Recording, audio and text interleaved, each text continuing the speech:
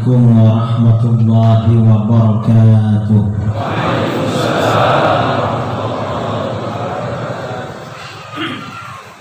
Bismillahirrahmanirrahim. Alhamdulillahi rabbil alamin. Lahul hamdu wa lahul fadlu wa lahus sana'ul hasan. Asyhadu an la ilaha illallah wahdahu la syarika lah. Wa asyhadu anna sayyidana Muhammadan abduhu wa rasuluh. Allahumma shalli ala sayyidina Muhammadin al-fatih lima ughliq wal khatim lima sabaqa nasiril haqqi bil haqq wal hadi ila shiratikal mustaqim wa ala alihi wa sahbihi haqqa qadrihi qadarihi al-azim. Amma ba'du. Para alim ulama, para abu, para wali, para tengku, para pimpinan daya, para pimpinan balai-balai pengajian, pimpinan majelis taklim yang saya muliakan dan saya hormati, jajaran pengurus DKM Masjid Istiqomah Kota Bakti Lambo yang juga saya hormati, para jamaah kaum muslimin dan muslimat,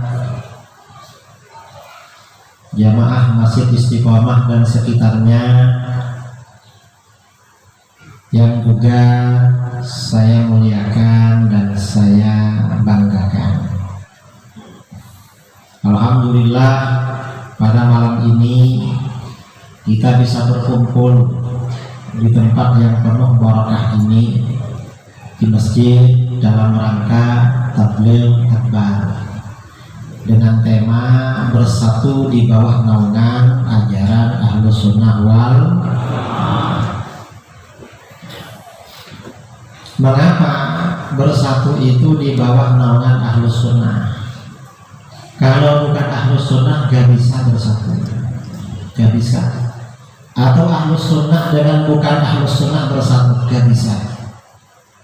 Paling cuma basa-basi pura-pura, di belakang saling menggunjing. Bersatu itu memang hanya di bawah naungan Ahlus Sunnah. Dan Islam ini di Indonesia sejak awal memang Islam Ahlus Sunnah wal Jamaah. Umat Islam di Indonesia sama dengan di Aceh. Artinya di dalam fikih sama-sama bermadzhab Syafi'i, akidahnya Asy'ari, orang-orangnya Sufi. Kalau ada yang gak sama, berarti itu bukan pengikut Ahlus Sunnah yang dari dulu. Bedanya antara Aceh dengan Jawa itu bedanya hanya lidah. Maksudnya apa? Makanannya beda. Saya dulu ke Aceh ini pertama kali 2015. Kalau kenal dengan orang Aceh sudah lama. Tapi kenalnya bukan di sini, kenalnya di Medan sama di Kuala Lumpur. Dulu sering diundang kerajaan Malaysia di Kuala Lumpur. Sejak awal ke sana yang menemani saya orang-orang Aceh dan diajak bermalam di rumahnya. Lama-lama ke Aceh juga. Saya tanya sama kawan-kawan di Aceh, kok undang saya? Iya Pak Kiai, dapat nomor HP Kiai dari orang Malaysia. Orang Aceh tinggal di Kuala Lumpur.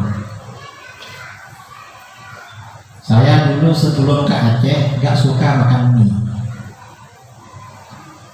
gak suka.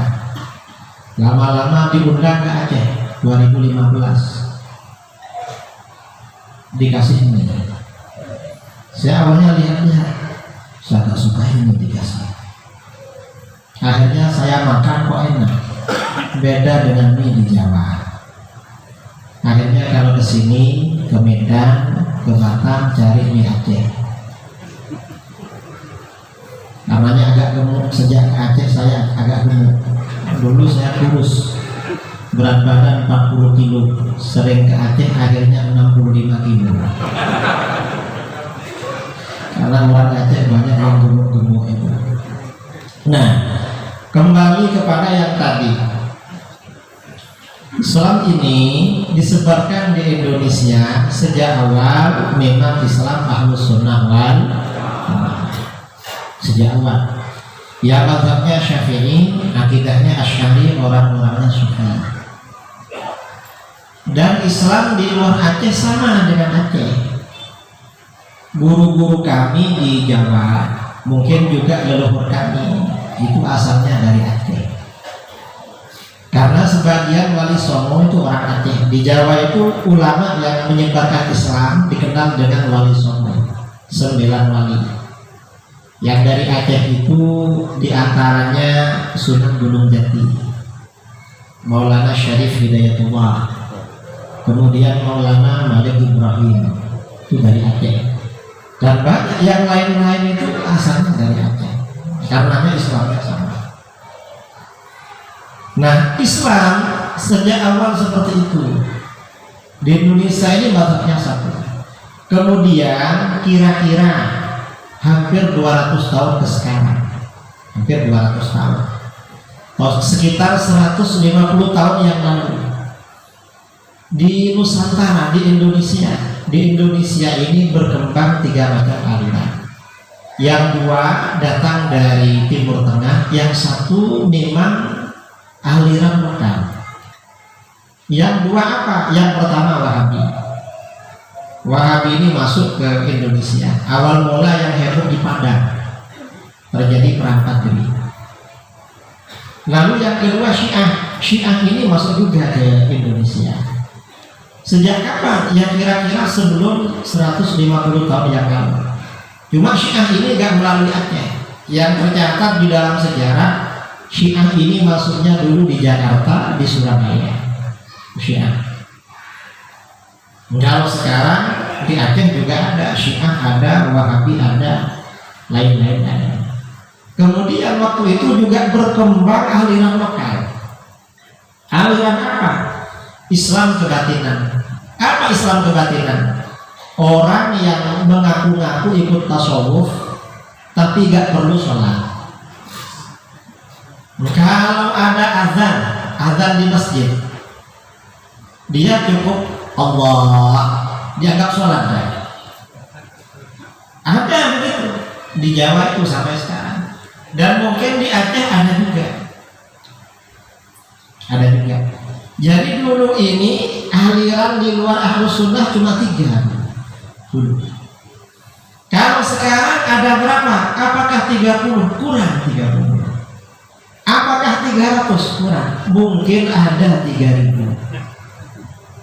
Ya 150 tahun lah. 150 tahun itu kan beranak pinak. Kok ada sekitar 3000? Tahun 2009 saya meneliti dengan kawan-kawan di Jawa Timur. Di tempat saya belajar, diperintah oleh guru saya, Hidayah Pondok Pesantren Sugihiri.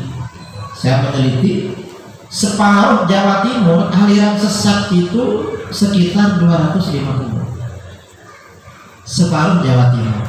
Kalau dipukul rata satu provinsi berarti kan 500. Di Jawa itu provinsinya ada 6. 500 kali 6 ada berapa? 3000. Tambah yang di Aceh 150.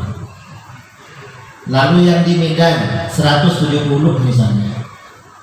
Lalu yang di Padang. Artinya apa? Banyak saudara di negara kita ini aliran-aliran sesat.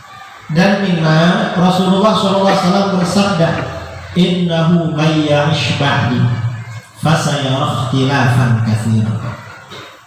Sesungguhnya siapa yang hidup sepeninggalku maka akan melihat terjadinya banyak perpecahan, banyak perbedaan pendapat, banyak perselisihan. Kata Rasulullah, pokoknya setelah aku meninggal banyak perbedaan pendapat, banyak. Kalau Rasulullah masih ada perbedaan, gampang solusinya. Datang pada beliau. Ketika beliau masih hidup, ada pendapat yang salah langsung diluruskan. Tapi kalau pendapatnya benar, didiamkan. Ketika Rasulullah masih ada. Kalau Rasulullah sudah gak ada, sekarang Rasulullah gak ada, lalu apa yang menjadi standar kebenaran? Dalam hadis tadi disampaikan, fa'alaikum bisunnati wa sunnatil khulafa'ir rasyidin. Maka berpeganglah kalian dengan sunnahku dan sunnah khulafa'ir rasyidin. Jadi ketika terjadi perbedaan pendapat, yang menjadi ukuran kebenaran, yang menjadi standar, yang menjadi barometer kebenaran adalah mengikuti sunnah Rasul dan sunnahnya khulafaur. Nah, golongan yang selalu istiqomah, yang senantiasa istiqomah mengikuti sunnah Rasul dan sunnah khulafaur rasyidin, kemudian ini disebut dengan golongan ahlus sunnah wal. Mengapa disebut ahlus sunnah wal jamaah? Sunnah itu maksudnya sunnah Rasul, jamaah itu maksudnya jamaatus sahabat, jamaah para sahabat yang dipimpin oleh khulafaur rasyidin.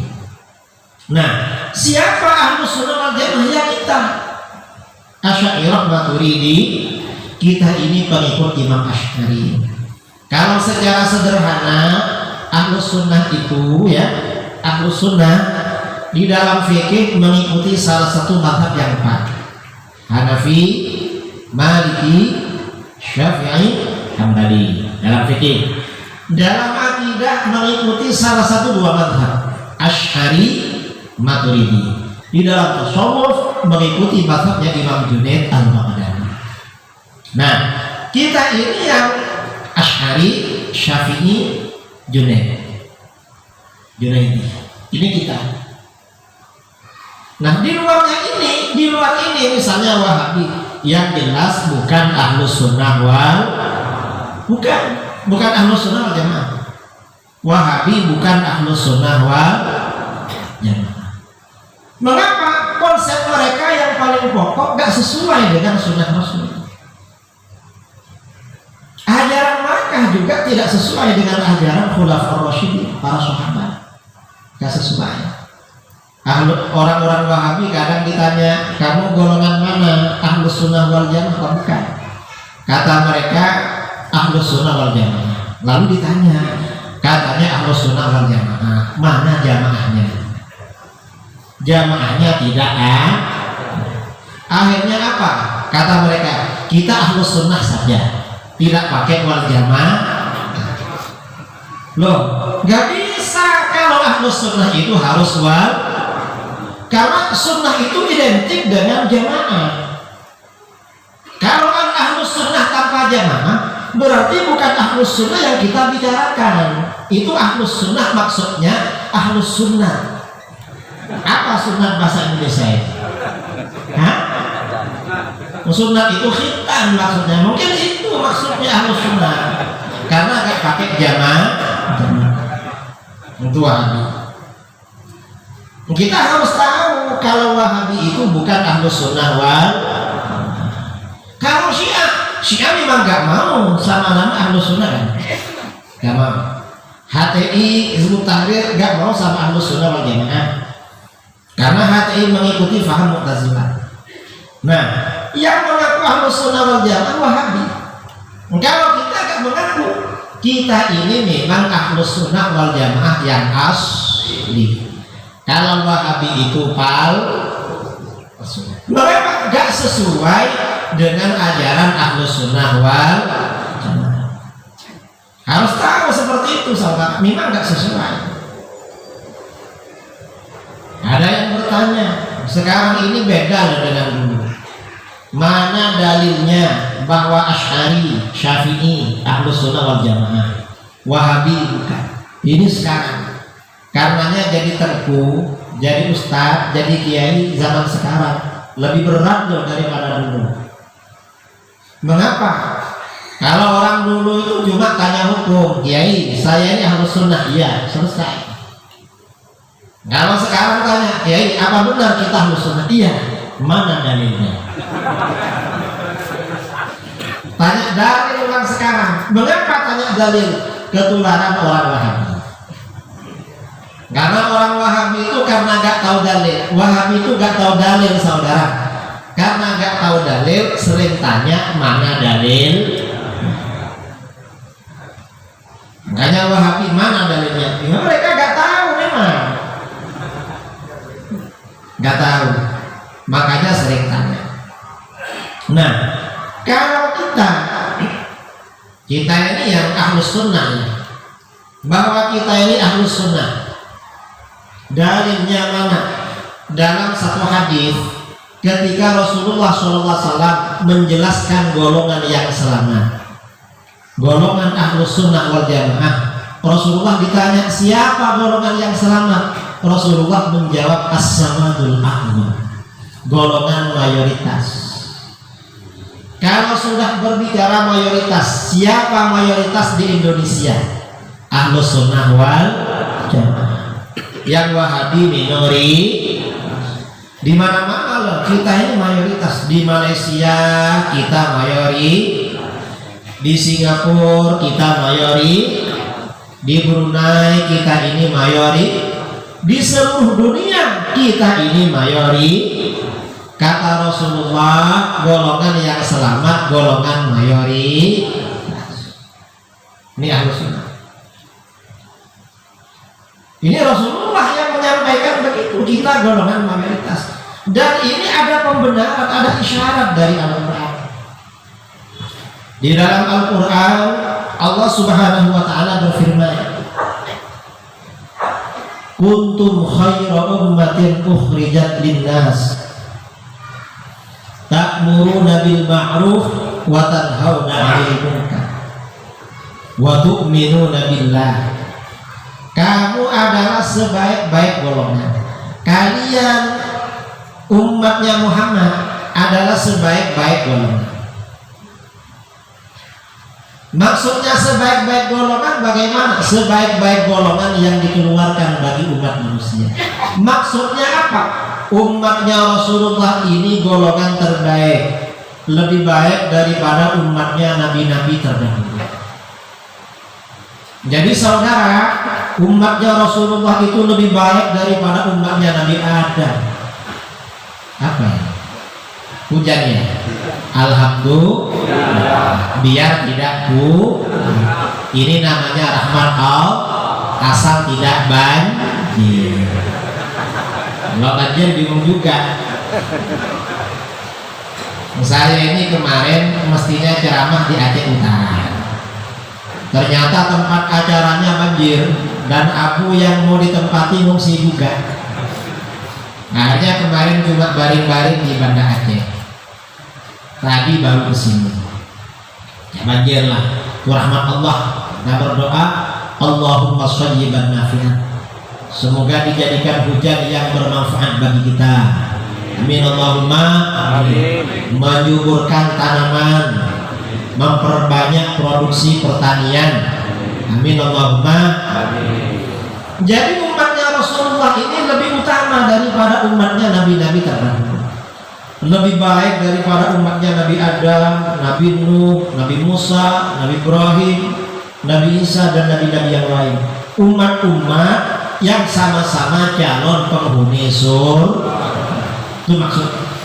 Jadi yang dimaksud umatnya Rasulullah itu umat terbaik, maksudnya lebih baik daripada umatnya para nabi terdahulu, bukan dibandingkan orang-orang kafir. Kalau dengan orang kafir gak bisa diukur saudara, gak bisa dibandingkan. Mengapa?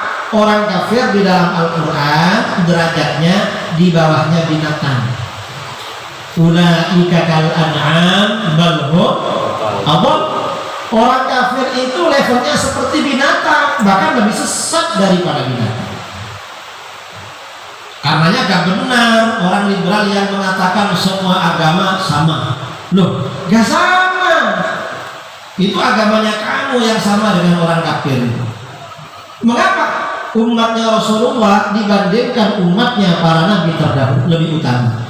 Kalau dengan orang kafir gak bisa dibandingkan. Orang kafir lebih rendah daripada bina. Ini namanya akidah Ahlus Sunnah wal Jamaah. Nah, mengapa umatnya Rasulullah lebih utama daripada umatnya para nabi terdahulu? Apakah karena umatnya Rasulullah ini paling banyak beramal, paling lama beribadah? Bukan karena itu. Bukan karena paling banyak beramal, bukan karena paling lama beribadah. Kalau ukuran lebih baik itu standarnya lebih banyak beramal, lebih banyak beribadah, umatnya Rasulullah jelas kalah dengan umat para nabi terdahulu. Mengapa? Umat-umat para nabi terdahulu orang-orangnya besar-besar, usianya panjang-panjang. Bayangkan umatnya Nabi Adam tingginya rata-rata 30 meter. Kalau ini berapa meter ya masjid ini? Istiqomah. Gak sampai 30 ya? Gak sampai 30. Umatnya Nabi Adam tingginya 30 meter, besarnya 3,5 meter. Sampai umatnya Nabi Adam. Usianya di atas 1000 tahun. 1100, 1500, 1700, 2000, 2500 umatnya Nabi Adam. Generasi berikutnya, nabi berikutnya dikurangi oleh Allah. Sudah agak pendek dikit, umurnya tambah pendek. Nabi berikutnya kurang lagi. Nabi berikutnya terus kurang. Sampai nabi kita usianya berapa? 63. Karena nabi kita ini 63 tahun, maka bagaimana umatnya rata-rata begitu. Sabda beliau sallallahu alaihi wasallam, likulli syai'in hasad. Apa saja ada masa-masa panennya. Orang tanam padi, tanam jagung, tanam apa lagi? Tanam belinju di Aceh ya, yang biasanya makan belinju. Malam. Ya banyaklah, ada masa panennya. Kemudian apa? Wa ashabu ummati bainas sittin was sab'in. Masa-masa panen umatku antara 60 dan 70 tahun. Kita ini kalau sudah masuk 60 harus tambah berhati-hati. Mengapa? Karena masuk masa-masa tinggal nunggu waktu dah kalau 60 sampai 70. Kalau lebih dari 70 belum dipanen, berarti dapat bonus. Sudah 70 ke atas belum dipanen bonus. Cuma walaupun dapat bonus, biasanya ya gak seperti yang muda-muda. Makan sudah gak terasa enak, giginya sudah gak ada sama sekali. Kalau makan buah-buahan minta dijus sama anak cucunya, karena sudah lebih 70. Itu secara usia. Usianya ya 60-70, kadang lebih, kadang gak sampai 60 sudah dipanen. Itu namanya panen muda. Ya macam-macam. Ini secara usia. Orangnya gak sampai 3 meter. Umatnya Rasulullah. Bukan 3 meter, kebanyakan gak sampai 2 meter. Itu namanya orang Indonesia.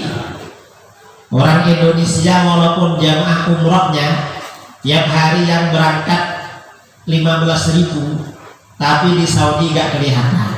Mengapa? Kecil-kecil. Kalah sama dengan orang Turki, orang India, orang Pakistan, Asia Tengah kalah. Karena kecil-kecil. Padahal paling ramai. Ya karena kecil-kecil kita.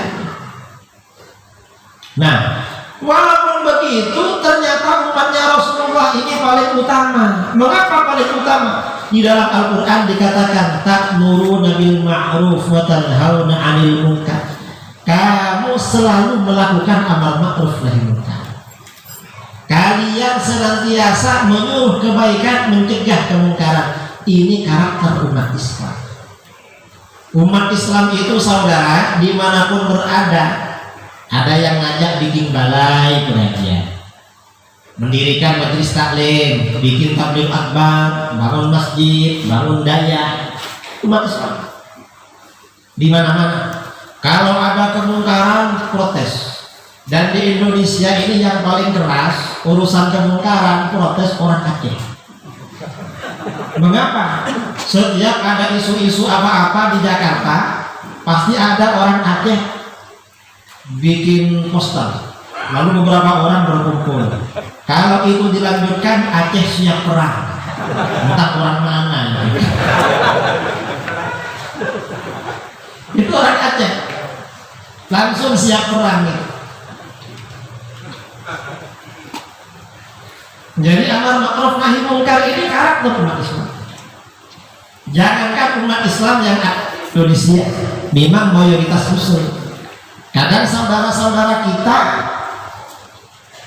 kerja di Hong Kong, di Korea, di Jepang, di Eropa. Sampai di sana mereka berkomunikasi dengan saudara-saudaranya sesama Muslim pekerja Indonesia. Hari libur mereka kumpul. Setelah berkumpul apa? Dilihat di antara kawannya, kira-kira yang agak botongan jadi ustadz diminta beritahu saya. Padahal di kampungnya dia agak laku. Di luar negeri jadi ustadz.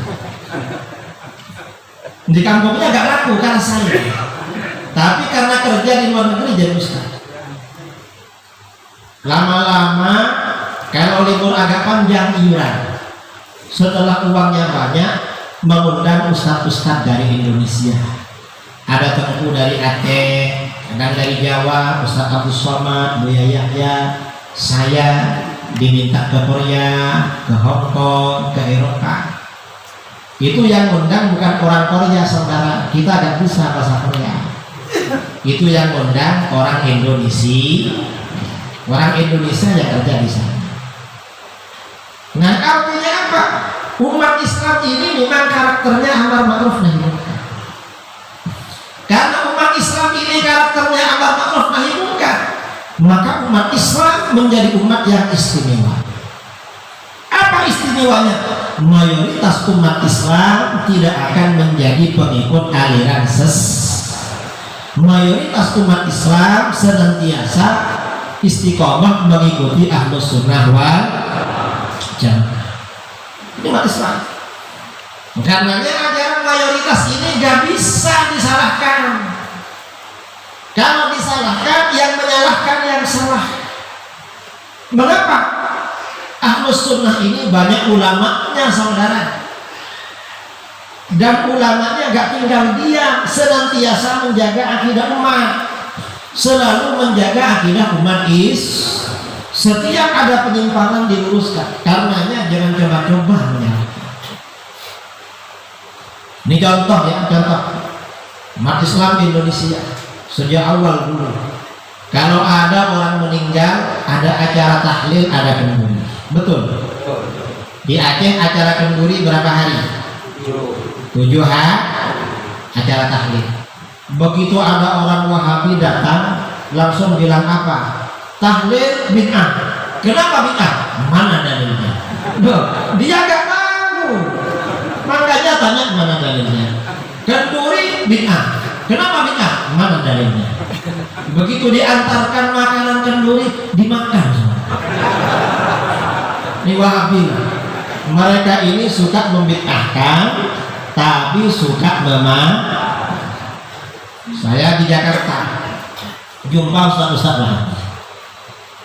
Bilang sama saya, Gus, saya sering menghadiri acara maulid. Menghadiri gimana? Ceramah maulid. Kok ceramah maulid? Saya diundang, Gus. Jamaahnya sampean banyak undang saya ceramah maulid. Iya, tapi kamu gak mau bikin maulid. Kalau bikin maulid katanya bid'ah. Mengapa bid'ah? Karena takor. Apa takor itu? Hah?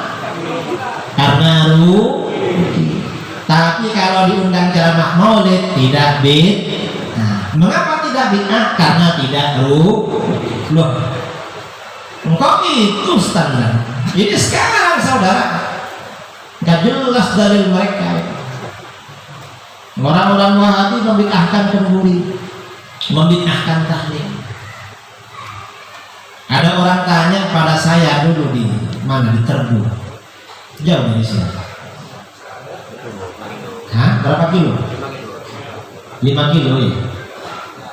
3 kilo? Pak Kiai, orang Wahabi bilang tahlil gak ada dalilnya. Loh kok bisa gak ada dalilnya? Minta berapa dalilnya? Kata orang Jawa, jaluk piro. Apa jaluk piro? Minta berapa? Kalau minta berapa ditanya lagi, wani piro. Apa wani piro? Berani berapa? Tahlil itu artinya bacaan zikir pahalanya dihadiahkan untuk orang meninggal. Pertanyaannya, siapa yang pertama kali baca zikir untuk orang mati? Yang pertama kali baca zikir untuk orang mati bukan Abu dari Aceh, bukan Buya dari Minang, bukan Mu'allim dari Medan, bukan Kiai dari Jawa, bukan. Siapa? Yang pertama kali baca zikir untuk orang meninggal adalah baginda Rasulullah, saudara, yang pertama kali baca zikir untuk orang mati. Dalam hadis riwayat Imam Ahmad, riwayat Al-Hakim At-Tirmidzi, riwayat Al-Baihaqi dari Jabir bin Abdullah Al-Ansari radhiyallahu anhu. Sahabat Jabir berkata, kharajana ma'a Rasulillah sallallahu alaihi wasallam ila Sa'd bin Mu'adz yauma tuwfi. Kami pergi menyertai Rasulullah SAW menuju kediaman Sa'd bin Mu'adz pada hari ia meninggal dunia. Ada seorang sahabat meninggal dunia, lalu Rasulullah bersama para sahabat ramai-ramai pergi takziah. Falamma shalla alaihi Rasulullah SAW thumma dufina wa suwiya alaihi turab. Setelah Rasulullah mensolatkan jenazahnya, lalu jenazah itu dikubur, lalu kuburannya ditutup rata dengan tanah. Jalasa Rasulullah SAW fawqa qabri. Rasulullah masih duduk-duduk di atas kuburnya, gak langsung pergi. Apa yang beliau lakukan? Faqal subhanallahi tawilan. Lalu beliau membaca subhanallah dalam waktu yang lama. Subhanallah, subhanallah, subhanallah, subhanallah, lama. Fasabbahna ma'ahu. Para sahabat juga baca subhanallah. Thumma qala Allahu Akbar. Lalu Rasulullah baca Allahu Akbar. Lama. Fakabbarna ma'ahu. Para sahabat juga baca Allahu Akbar. Dalam satu riwayat Rasulullah baca la ilaha illallah. Para sahabat ikut. Falamman sorofa, ketika Rasulullah berhenti selesai baca zikir, ilalah sebagian sahabat ada yang bertanya, ya Rasulullah, ma laka tusabbihu fatukabbir. Hai Rasulullah, mengapa engkau tadi baca subhanallah lalu baca Allahu Akbar, gak langsung pergi? Apa jawaban beliau? Jawaban beliau luar biasa. Kata beliau, laqad tadayaqa ala hadzal 'abdi shalih qadruhu. Hamba Allah yang soleh ini tadi benar-benar dijepit oleh kuburannya. Ada orang soleh dijepit kuburan. Kira-kira kalau gak soleh bagaimana ya? Kira-kira orang soleh lah dijepit kuburan. Gamanya kata Rasulullah, hatta khasyitu alla yufarraja'an. Aku khawatir orang ini gak dilepas dari jepitan kubur oleh Allah. Karenanya aku bacakan zikir hatta farrajallahu an, hingga Allah melepasnya dari jepitan kubur. Berdasarkan hadis ini, kata para ulama, zikir yang kita baca untuk orang meninggal itu bermanfaat.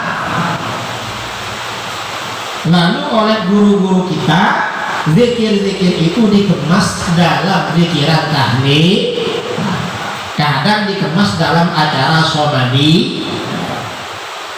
Ada dalilnya. Dan kata para ulama, hadis ini paling mengerikan sama tentang alam kubur. Hadis ini termasuk hadis ngeri. Mengapa? Karena yang dimakamkan orang soleh. Yang bersaksi kalau dia soleh itu bukan tetangga, tetapi Rasulullah. Kalau tetangga saudara yang bersaksi, kadang nggak jelas. Mengapa nggak jelas? Kita ini kalau ada tetangga meninggal, apakah almarhum ini orang baik? Walaupun nggak baik, jawab juga ya. Cuma nggak begitu jelas. Biasanya sambil senyum-senyum. Kok senyum? Ya kita tahulah. Mau bilang baik, ya memang nggak baik. Tapi bilang nggak baik gak enak. Ini yang bersaksi Rasulullah saudara. Kalau dia orang soleh, yang mensolatkan juga beliau. Masih kurang apa? Dan ketika beliau meninggal, Rasulullah bersabda, "Ihtazzal arsyu li mauti Sa'din." Arsy bergoncang karena meninggalnya Sa'ad. Apa maksudnya? Arsy itu senang menyambut datangnya ruhnya Sa'ad. Ruhnya disenangi Arsy. Yang mensolatkan Rasulullah, orangnya soleh, dijepit oleh alam kubur. Gimana kita ini? Siap tidak dibacakan tahlil setelah meninggal? Siap? Siap gak dibacakan tahlil? Tidak sih. Siap. Kita ini tahu diri. Tahu diri. Kita ingin dibacakan tahlil. Tahlil. Karenanya tahlil itu yang bagus dibaca setelah pemakaman. Setelah talqin lalu baca tahlil di kuburan. Mengapa? Kalau almarhum ini dijepit biar gak lama-lama. Demo malaikat mungkar nakir bareng-bareng biar segera dilepas. Cuman kita ini macam-macam. Kadang musim hujan, almarhum dikubur jam 10, mendung sudah kelihatan di atas. Ini sebentar lagi hujan, maka pulang. Akhirnya tahlilnya jam berapa di Lamloy? Habis Isya, maghrib apa Isya? Kalau Isya jam 8, setengah 9. Kalau dikubur jam 10, tahlilnya setengah 9. Berarti menunggu bantuan berapa jam? Berapa jam? 11 jam. Kira-kira kalau saudara terjepit di kebun atau jatuh di sawah, nunggu orang 2 jam, lama apa sebentar? Lama. Apalagi 1 hari. Tapi gak apalah daripada gak sama sekali. Artinya apa? Tahlil itu ada gunanya. Jangan dikira gak ada gunanya. Itu tahlil. Lalu kenduri. Kenduri itu sedekah makan. Ini orang-orang Wahabi bilang bid'ah, tapi kalau diantarkan makanan dimakan. Ayah mereka ini nggak mau rugi. Kenduri katanya nggak ada dalilnya. Ada dalilnya, itu sedekah. Sedekah untuk orang mati dianjurkan. Imam Nawawi dalam kitab Riyadhus Shalihin menulis bab berjudul As-Shadaqah 'anil Mayyit, anjuran sedekah untuk orang mati.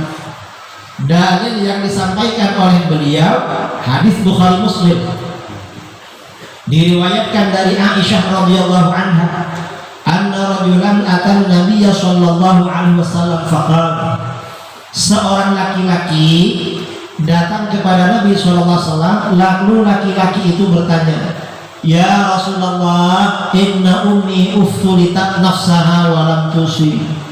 Hai Rasulullah, sesungguhnya ibuku tiba-tiba meninggal dunia dan tidak sempat berwasiat. Mungkin meninggalnya mendadak saudara, tapi COVID belum ada waktu itu. Karena COVID ini yang ada sekarang. Ada di Aceh COVID? Gak ada ya? Hah? Gak ada. Alhamdulillah. Kemarin COVID gak ada. Sekarang ini ada lagi. Karena tahun baru udah lewat sama Natal. makanya ada. Dan nanti menjelang Lebaran tambah parah COVID. Jadi ini meninggal dunia mendadak, sempat berwasiat. Kata laki-laki itu, wa uraha law takallamat tasaddaqat. Saya kira kalau ibuku sempat berkata-kata pasti berwasiat untuk bersedekah. Afalaha ajrun in tasaddaqtu anha. Apakah ibuku dapat pahala kalau aku bersedekah untuk beliau? Apa jawaban Rasulullah? Rasulullah menjawab, na'am, iya. Ibumu dapat pahala kalau kamu bersedekah untuk ibumu. Artinya apa? Sedekah untuk orang mati itu sah dan bermanfaat. Dan kita ini saudara, kalau bersedekah dianjurkan niatnya untuk kedua orang tua yang meninggal. Karena dalam hadis lain Rasulullah SAW bersabda, "Idza tasaddaqa ahadukum bi shadaqatin tatawwu'an falyaj'alha an abawayhi." Apabila salah seorang kamu mengeluarkan sedekah sunnah, maka niatkan untuk kedua orang tua kamu. Ada fakir miskin, kasih sedekah dalam hati untuk almarhum almarhumah orang tua. Ada yatim piatu, kasih lagi dalam hati untuk almarhum almarhumah orang tua. Ada bangunan masjid, kasih lagi dalam hati untuk almarhum almarhumah orang tua. Mengapa untuk orang tua? Fayakunu lahuma ajruha. Pahala sedekah itu langsung mengalir pada kedua orang tua. Kalau pahala itu mengalir pada kedua orang tua, kita yang bersedekah dapat apa? Jangan khawatir. Wala yanqusuhu min ajriha syai'. Kamu yang bersedekah gak akan kurang sedikit pun dari pahala sedekah kamu. Artinya apa? Orang tua kita dapat pahala secara penuh, kita yang bersedekah pahalanya juga kalau diniatkan untuk orang tua. Kalau gak diniatkan untuk orang tua, orang tuanya gak dapat dan pahala kita tidak tambah. Begitu dalil-dalil sedekah untuk orang mati disebarkan. Apa kata Wahabi? Ada orang Wahabi tetangganya Aceh. Dari mana? Dari Pinang, Malaysia. Dia kirim video melalui medsos. Apa kata dia? Gak apa-apa sedekah untuk orang mati loh. Katanya kemarin nih. Sekarang bilang gak apa-apa. Gak ada yang melarang, gak ngaku. Wahabi itu saudara gak ngaku kalau tetangga. Gak apa-apa. Tapi pakai tapi lah. Kata Wahabi, kalau mau sedekah untuk orang mati, jangan pakai kenduri, jangan pakai makan, jangan pakai minum. Pakai apa? Bangun masjid, bangun musalla, bangun balai. Suruh bangun masjid saudara. Dari mana uangnya? Kalau setiap ada orang mati kita bangun masjid, jadi apa negeri kita ini? Jadi negeri masjid, akhirnya tidur di masjid.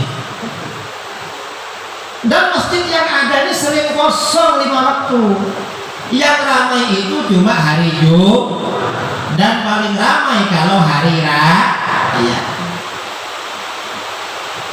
Ngawur banget. Kemudian juga yang penting, lebih penting lagi harus kita tahu, para ulama kita dulu, para alim, para kiai, para buya dulu melestarikan kenduri, sedekah makan dan minum itu bukan tanpa dasar saudara. Mengapa para ulama melestarikan kenduri?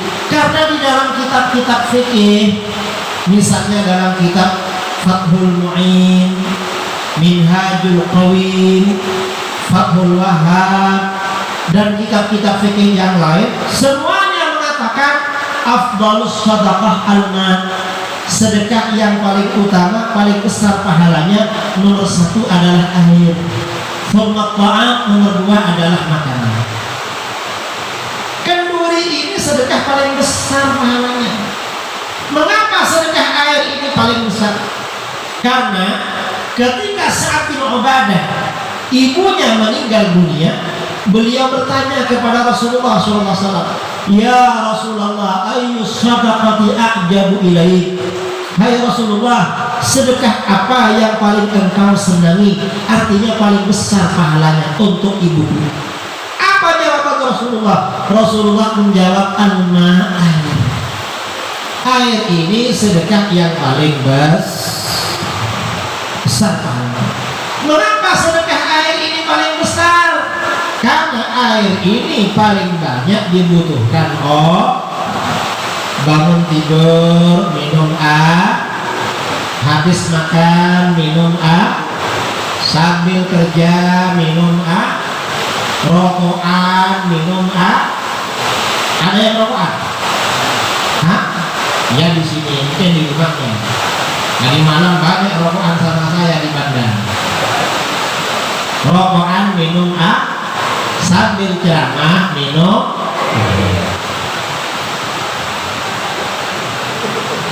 airnya dingin, padahal hujan-hujan, nggak apa lah.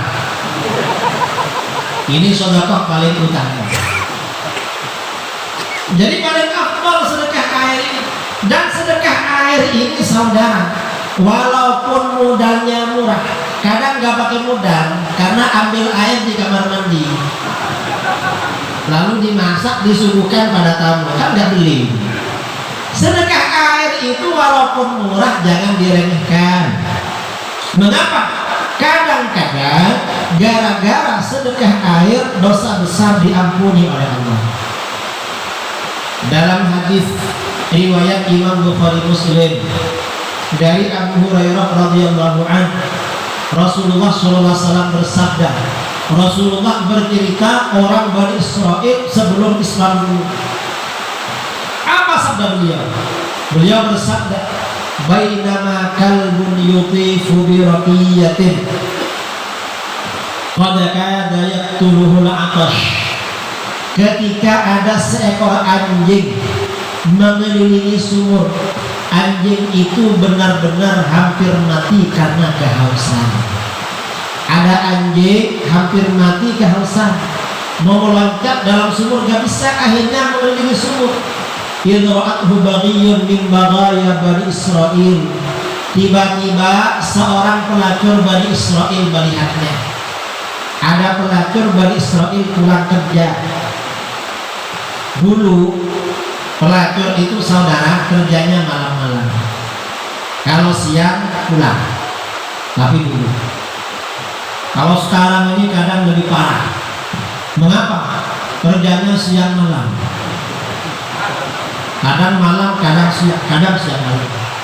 Nah, pelacur itu pulang kerja sampai di dekat sumur, dia melihat anjing mengelilingi sumur hampir mati karena haus. Hatinya merasa kasihan. Karena kasihan, fanaza'atullah. Pelacur tadi melepas sepatunya. Dulu pelacur kerja pakai sepatu. Sekarang pakai sepatu, pakai sandal, gak tahu. Ada yang tahu? Gak tahu. Dia melepas sepatunya, fastaqat laudi. Lalu dia turun ke bawah ambil air. Dulu sumur gak pakai timba, gak pakai tali. Pakai apa? Pakai tangga. Setelah ambil air pakai sepatunya, fastaqat laudi. Dia kasih minum anjing itu dengan sepatunya. Selesai ngasih minum anjing, dia pulang. Sampai di rumah kemudian dia meninggal dunia. Mungkin karena divaksin. Malam-malam vaksinnya sampai 3, overdosis, akhirnya mati sana. Apa yang terjadi? Gara-gara ngasih minum anjing, faghufira lahu. Allah ampuni dosanya sebagai pelacur.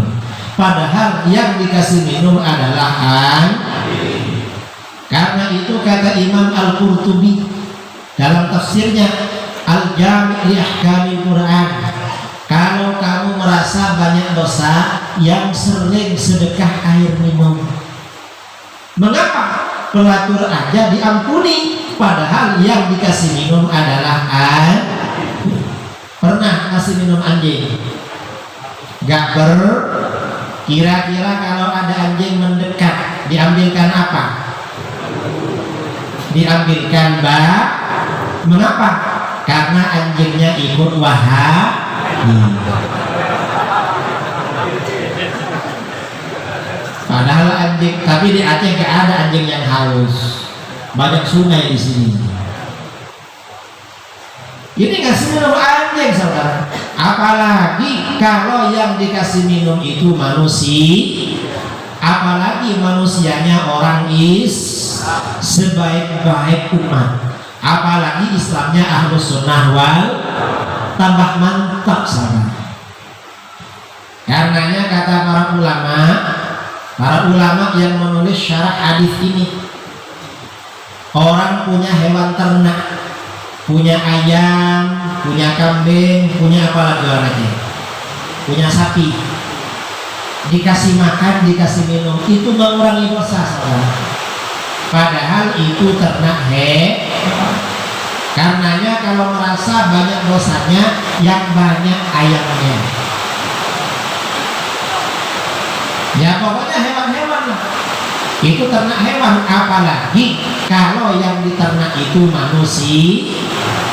Ini saudara-saudara ya, bapak-bapak ini ngasih belanja anaknya, ngasih belanja istrinya, dosanya dikurangi oleh Allah. Karenanya kalau banyak dosanya, yang banyak anaknya. Kalau masih banyak dosanya, tambah istri.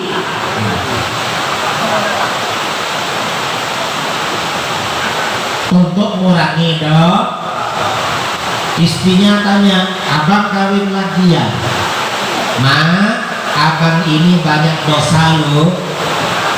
Katanya kalau masih belanja istri, dosa abang dikurangi. Kalau cuma mama istrinya, kan gak habis-habis dosa abang. Biar cepat habis, tambah istri lagi. Karena sebentar lagi Omikron masuk ke Aceh. Biar kalau ada apa-apa, dosa sudah habis. Ini namanya Ahlus Sunnah wal.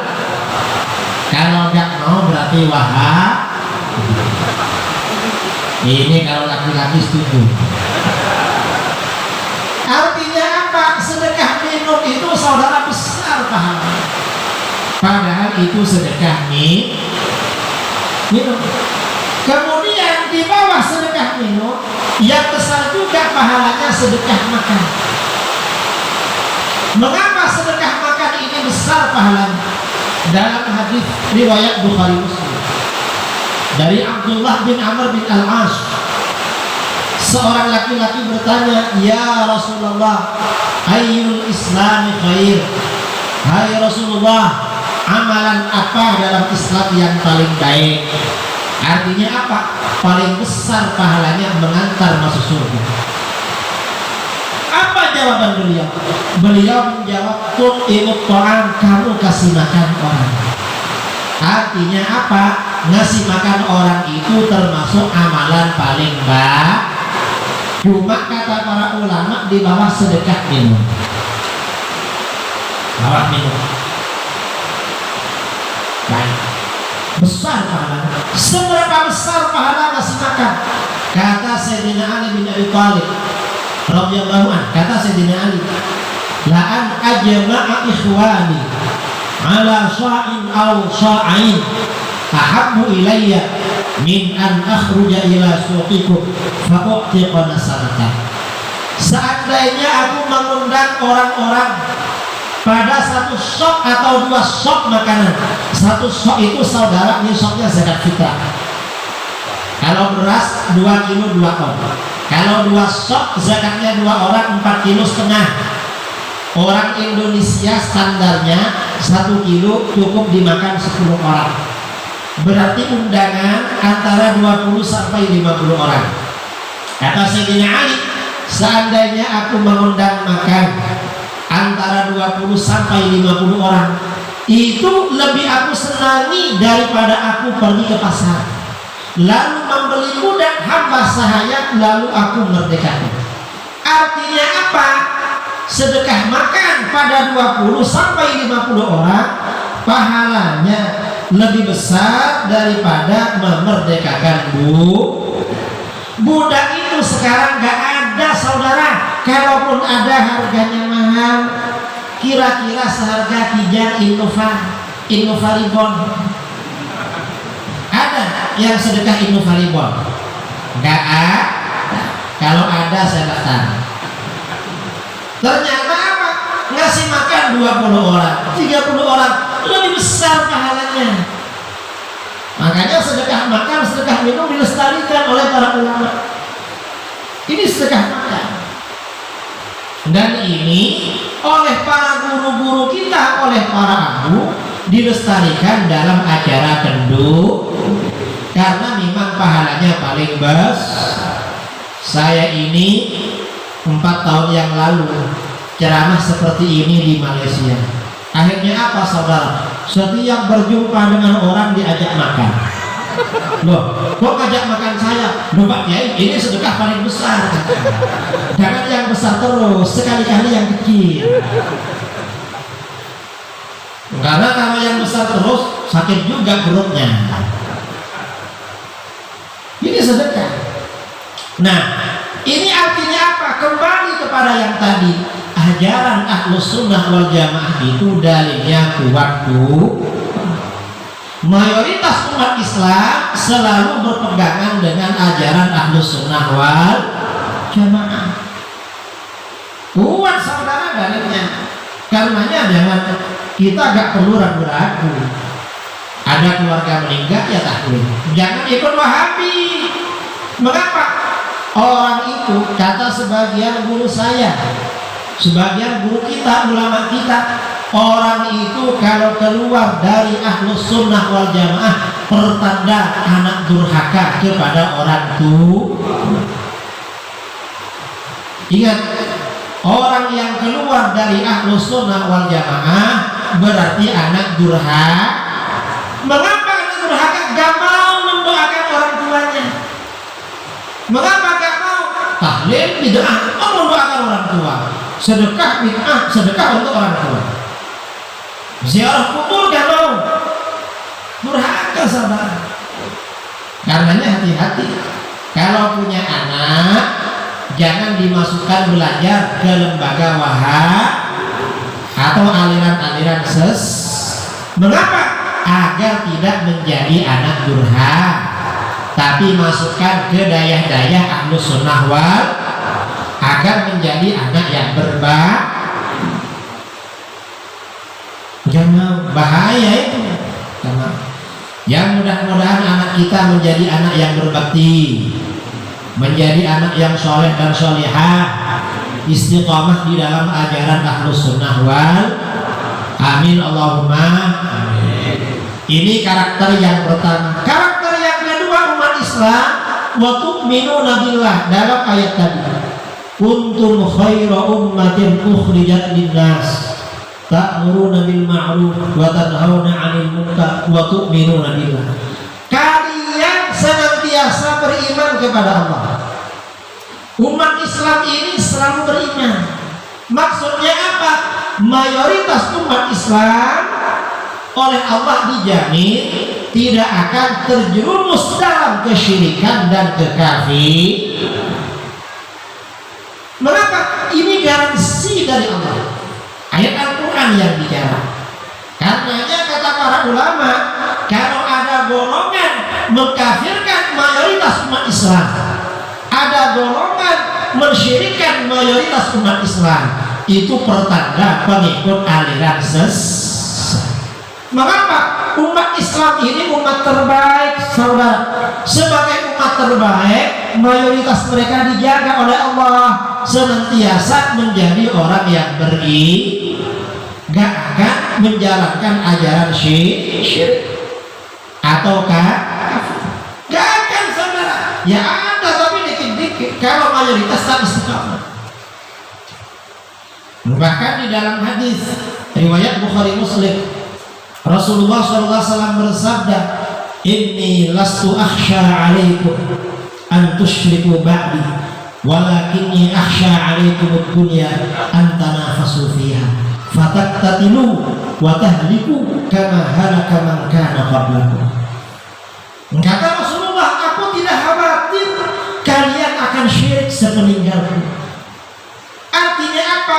Bahwa umat Islam ini tidak akan syirik sepeninggal Rasulullah, itu sudah menjadi ketenangan hati Rasulullah. Artinya tidak akan syirik.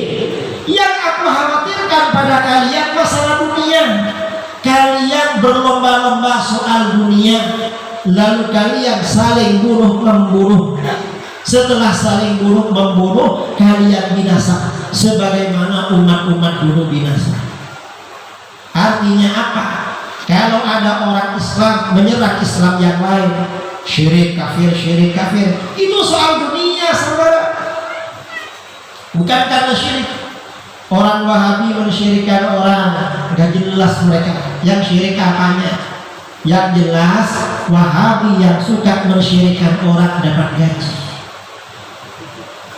dari Saudi. Berapa gajinya? 1 bulan $1.500 untuk berfatwa bid'ah, sesat, syirik, kafir. $1.500. Karenanya mereka gak pernah mau diajak ketemu. Mengapa? Mereka tahu kalau ketemu dengan kita mereka gak punya dalil. Kita banyak dalil, cuma mereka banyak dolar. Mereka gak mikir dalil, saudara. Yang dipikir adalah kata siapa? Mereka yang bilang pada saya.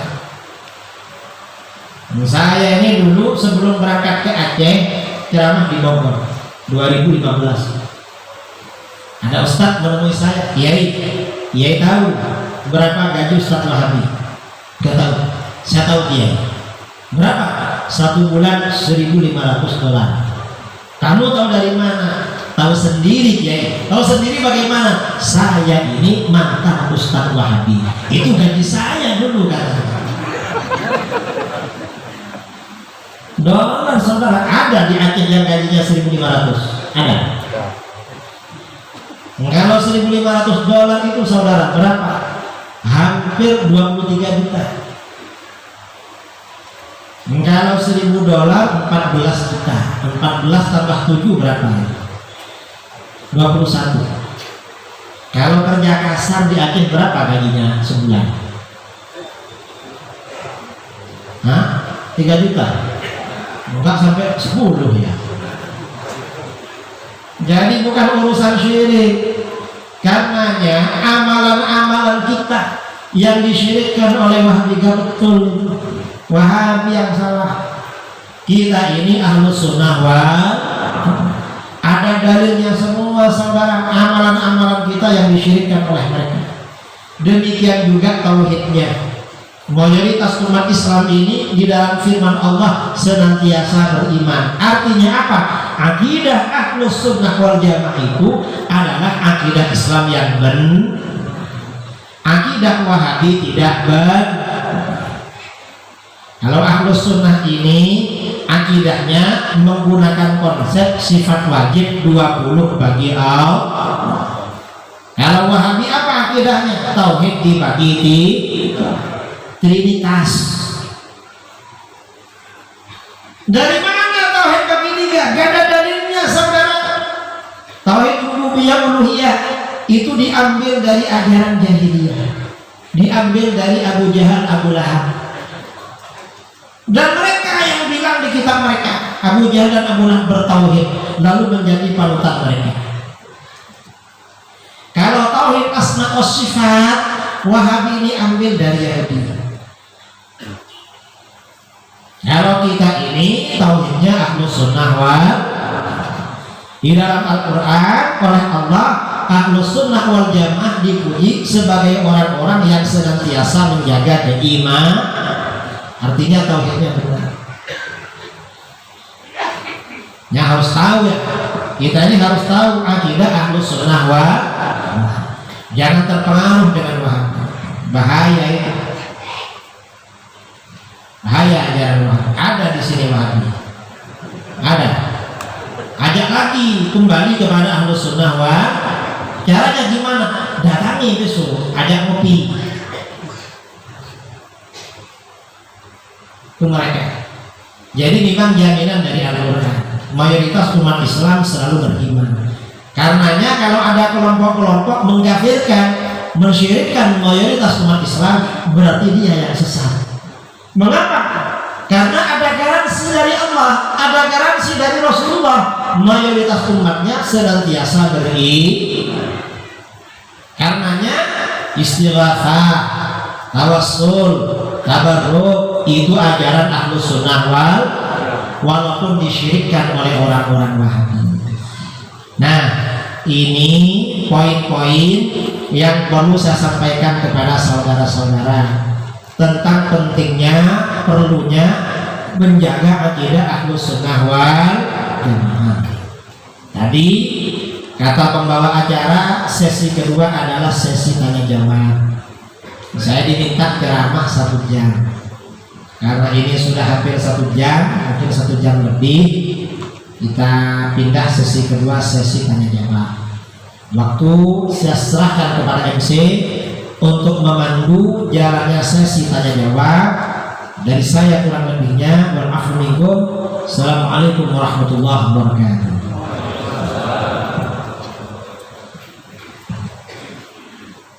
Terima kasih kita ucapkan kepada guru kita bersama yang mulia atas pemaparan materi yang telah beliau sampaikan.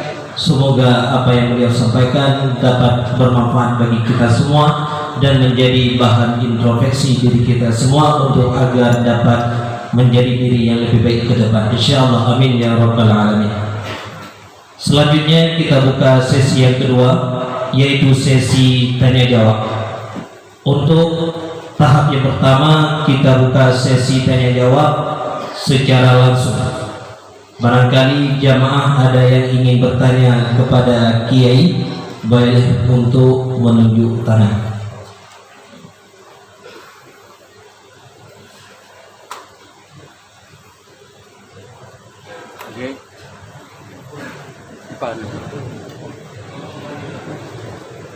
Assalamualaikum warahmatullahi wabarakatuh. Gure kamu kamu muliakan, kamunya jamun kata-kata.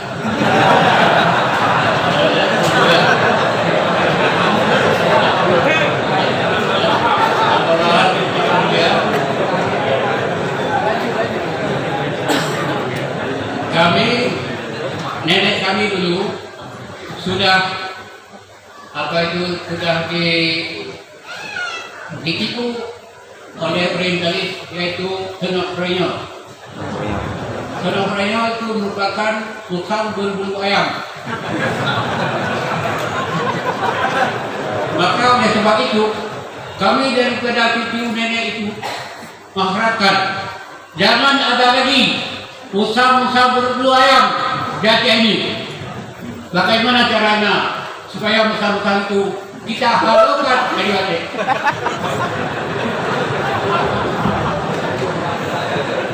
Kenapa? Karena mereka pandai bersandiwara. Sekarang anak-anak kami telah didik oleh mereka, sehingga kami khawatir 10 tahun atau 20 tahun akan datang, masjid ini akan dikuasai oleh mereka. Oleh sebab itu, kepada seluruh para hadirin hadirat di sini, bagaimana solusinya? Hanya sekian. Terima kasih. Assalamualaikum warahmatullahi wabarakatuh.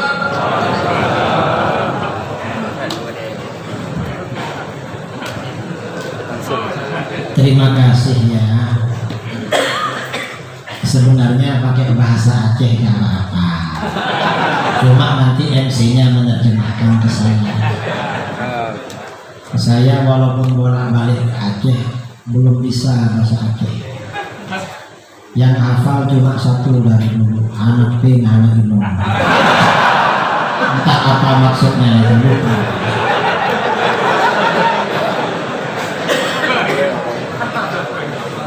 Kemarin di Banda, tengku-tengku bilang, Pak Kiai harus pandai bahasa Aceh. Saya bilang, carikanlah guru les privat. cari guru privat bahasa Aceh. Nah, pertanyaan tadi, kalau kita ini ingin membersihkan lingkungan kita dari musang yang berbulu ayam, caranya bagaimana? Caranya di masjid ini dan masjid-masjid sekitar itu sering ada pengajian Ahlus Sunnah wal, misalnya pengajian Tastafi ada di sini. Insya Allah kalau ada begitu biasanya mereka pergi, musang-musang itu pergi. Dan kalau mereka bikin pengajian di tempat lain, datangi ramai-ramai, nanti pergi lagi. Di daerah Jawa, di Jawa Timur ya, orang Wahabi itu bangun masjid megah, lalu bikin pengajian. Akhirnya kawan-kawan Ahlus Sunnah datang semua kalau ustadz mereka bikin pengajian. Akhirnya mereka gak berani bicara, sering didatangi. Akhirnya mereka pergi, masjidnya diserahkan kepada kita. Alhamdulillah. Musang itu jangan dibiarkan. Kalau dibiarkan mereka ya ada terus, tapi harus diantisipasi, diawasi. Kalau diawasi gak tahan pergi biasanya. Harus seperti itu. Dan dari dulu para ulama Ahlus Sunnah wal Jamaah memang sering mendatangi majlis-majlis orang di luar Ahlus Sunnah. Guru-guru kita dulu begitu. Kalau mereka menyampaikan pendapat yang tidak benar, biasanya diluruskan, lalu mereka kembali. Dan sekarang ini di Jawa, ustadz-ustadz Wahabi yang sadar dan kembali ke Ahlus Sunnah itu sudah banyak. Saya tahun yang lalu, sekarang kan tahun baru kan 2022, tahun 2021 bulan Maret, saya diundang di Jawa Tengah di salah satu lembaga, asalnya Wahabi, mengisi dialog. Saya sendirian yang dialog. Yang lain ada sekitar 50 orang ustadz-ustadz Wahabi. Ada alumni Yaman, ada alumni Madinah, alumni Saudi, alumni mana? 50 orang. Kita dialog dengan mereka. Alhamdulillah akhirnya mereka menerima akidah Ahlus Sunnah dan meninggalkan Wahabi. Sudah mau ke kuburan, mau mahlul qiyam, kalau berjabatan tangan itu cium tangan. Orang itu saudara, kalau akidahnya Ahlus Sunnah hatinya lembut, kalau bukan Ahlus Sunnah hatinya keras. Kalau diceramai Ahlus Sunnah langsung berubah biasanya. Saya sebulan yang lalu ada acara di Jawa Tengah, tahu-tahu sama kawan-kawan dijadwalkan di Masjid Wahabi. Saya protes, loh kok dibuatkan jadwal di situ? Enggak, ya mereka mau katanya. Mereka mau, masa kiai takut? Ya bukan takut, gak enak. Akhirnya sore-sore saya singgah di salah seorang kiai, saya curhat, gimana kiai? Saya suruh ngisi masjid itu, enggak ada apa-apa, pencerahan. Gak apa-apa, bagus. Akhirnya saya datang ke sana semua. Begitu datang, biasanya kalau Ahlus Sunnah itu ketemu dengan ustadz, dengan tamu dari jauh kan hormat, cium tangan. Ini gini semua. Padahal waktu itu saya pakai jubah yang bagus, salamannya biasa. Ini jubahnya sudah bagus, masih gini salamannya. Habis itu masuk waktu Isya, saya diminta jadi imam.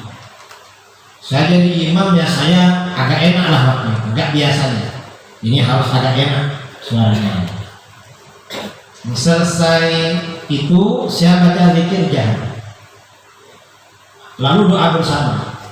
Saya sambil lirik-lirik, angkat tangan apa enggak orang. Enggak taunya baca amin, saudara, angkat tangan juga ya. Entah ikhlas apa enggak tahu ya. Setelah itu saya ceramah. Saya ceramah tentang akidah Ahlus Sunnah wal Jamaah. Saya gak bilang Asy'ari, gak bilang apa. Saya bilang ajaran Al-Quran dan hadis. Kira-kira 1 jam. Yang saya ceritakan waktu itu isinya maulid tentang keagungan baginda Rasulullah. Saya ceritakan sambil cerita-cerita. Selesai acara, apa? Mereka cium tangan semua. Kata mereka, Kiai, kapan ceramah sini lagi? Jangan cuma sekali lah, kapan-kapan datang ke sini. Artinya apa? Mereka ini kalau didatangi bisa berubah. Makanya para tempuh itu jangan mundur, jangan menjauh, datangi mereka. Datangi. Insya Allah nanti kembali. Karena banyak yang seperti itu. Ini caranya mengembalikan Musa menjadi sebenarnya mereka asalnya ayam, saudara. Cuma pikirannya berubah menjadi Musa.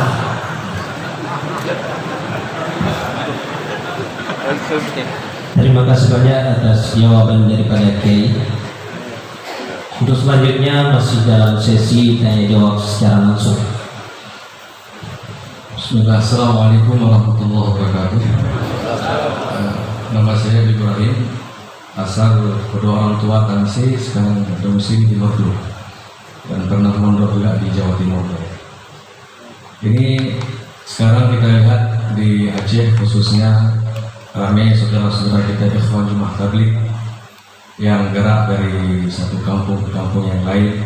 Ini mungkin dari Pak Kiai mohon dijelaskan bagaimana akidah Jemaah Tabligh sendiri. Di sini mungkin dari Aceh sering disebut Jemaah Zola, begitu, yang datang dari masjid ke masjid, dari kampung ke kampung. Jazakumullah khair.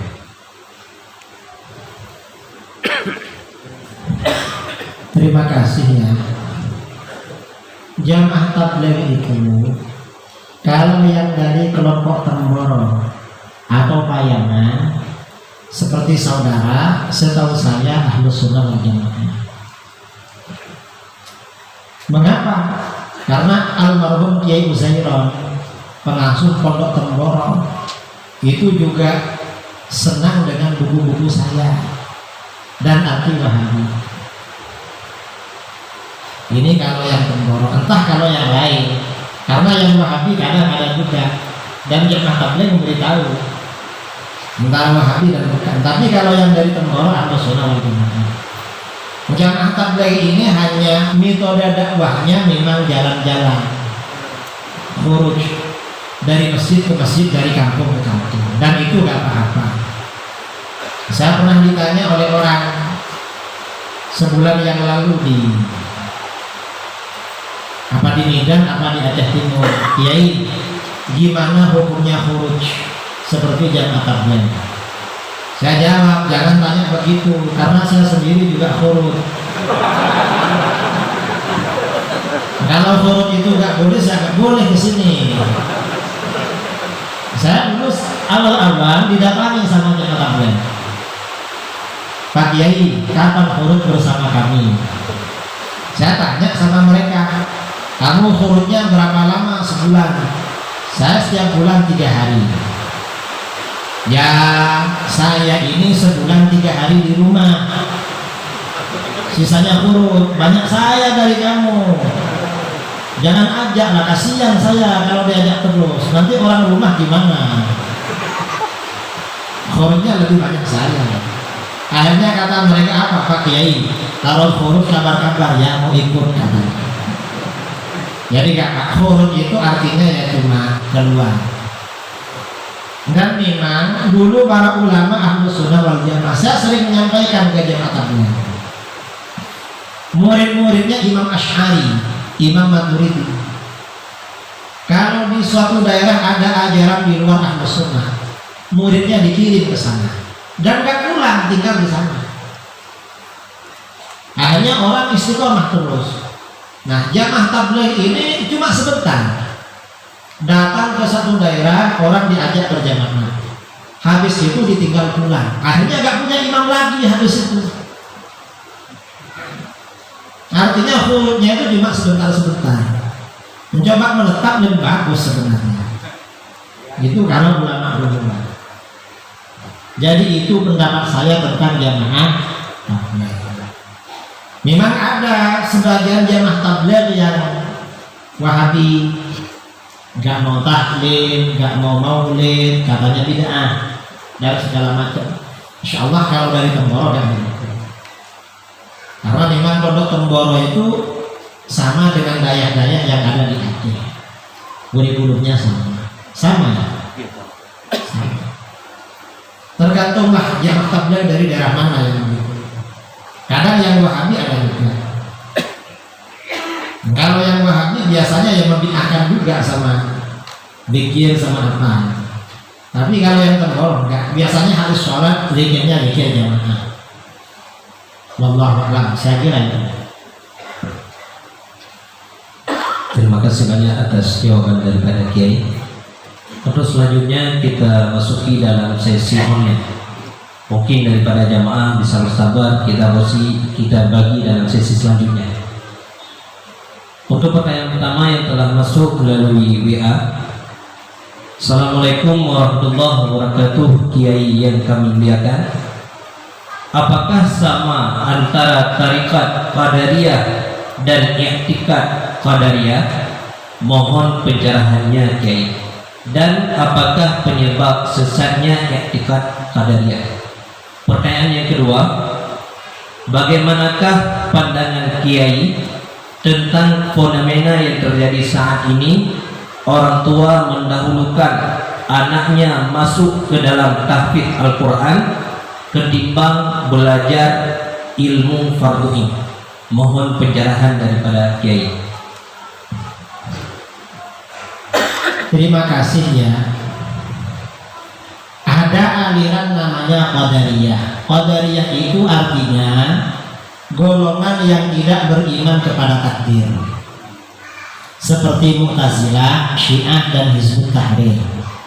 Menurut kelompok Qadariyah ini, perbuatan manusia yang disengaja bukan ciptaan Allah dan bukan ketentuan Allah, tapi ciptaan dan ketentuan manusia.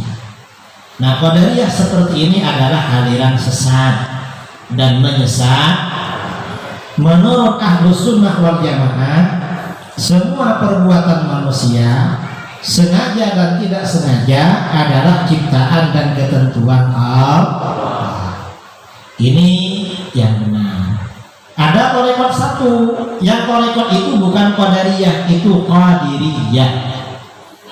Kalau tarekat Qadiriyah itu nisbat kepada Syekh Abdul Qadir Jilani. Tarekat yang tertua itu memang tarekat Qadiriyah.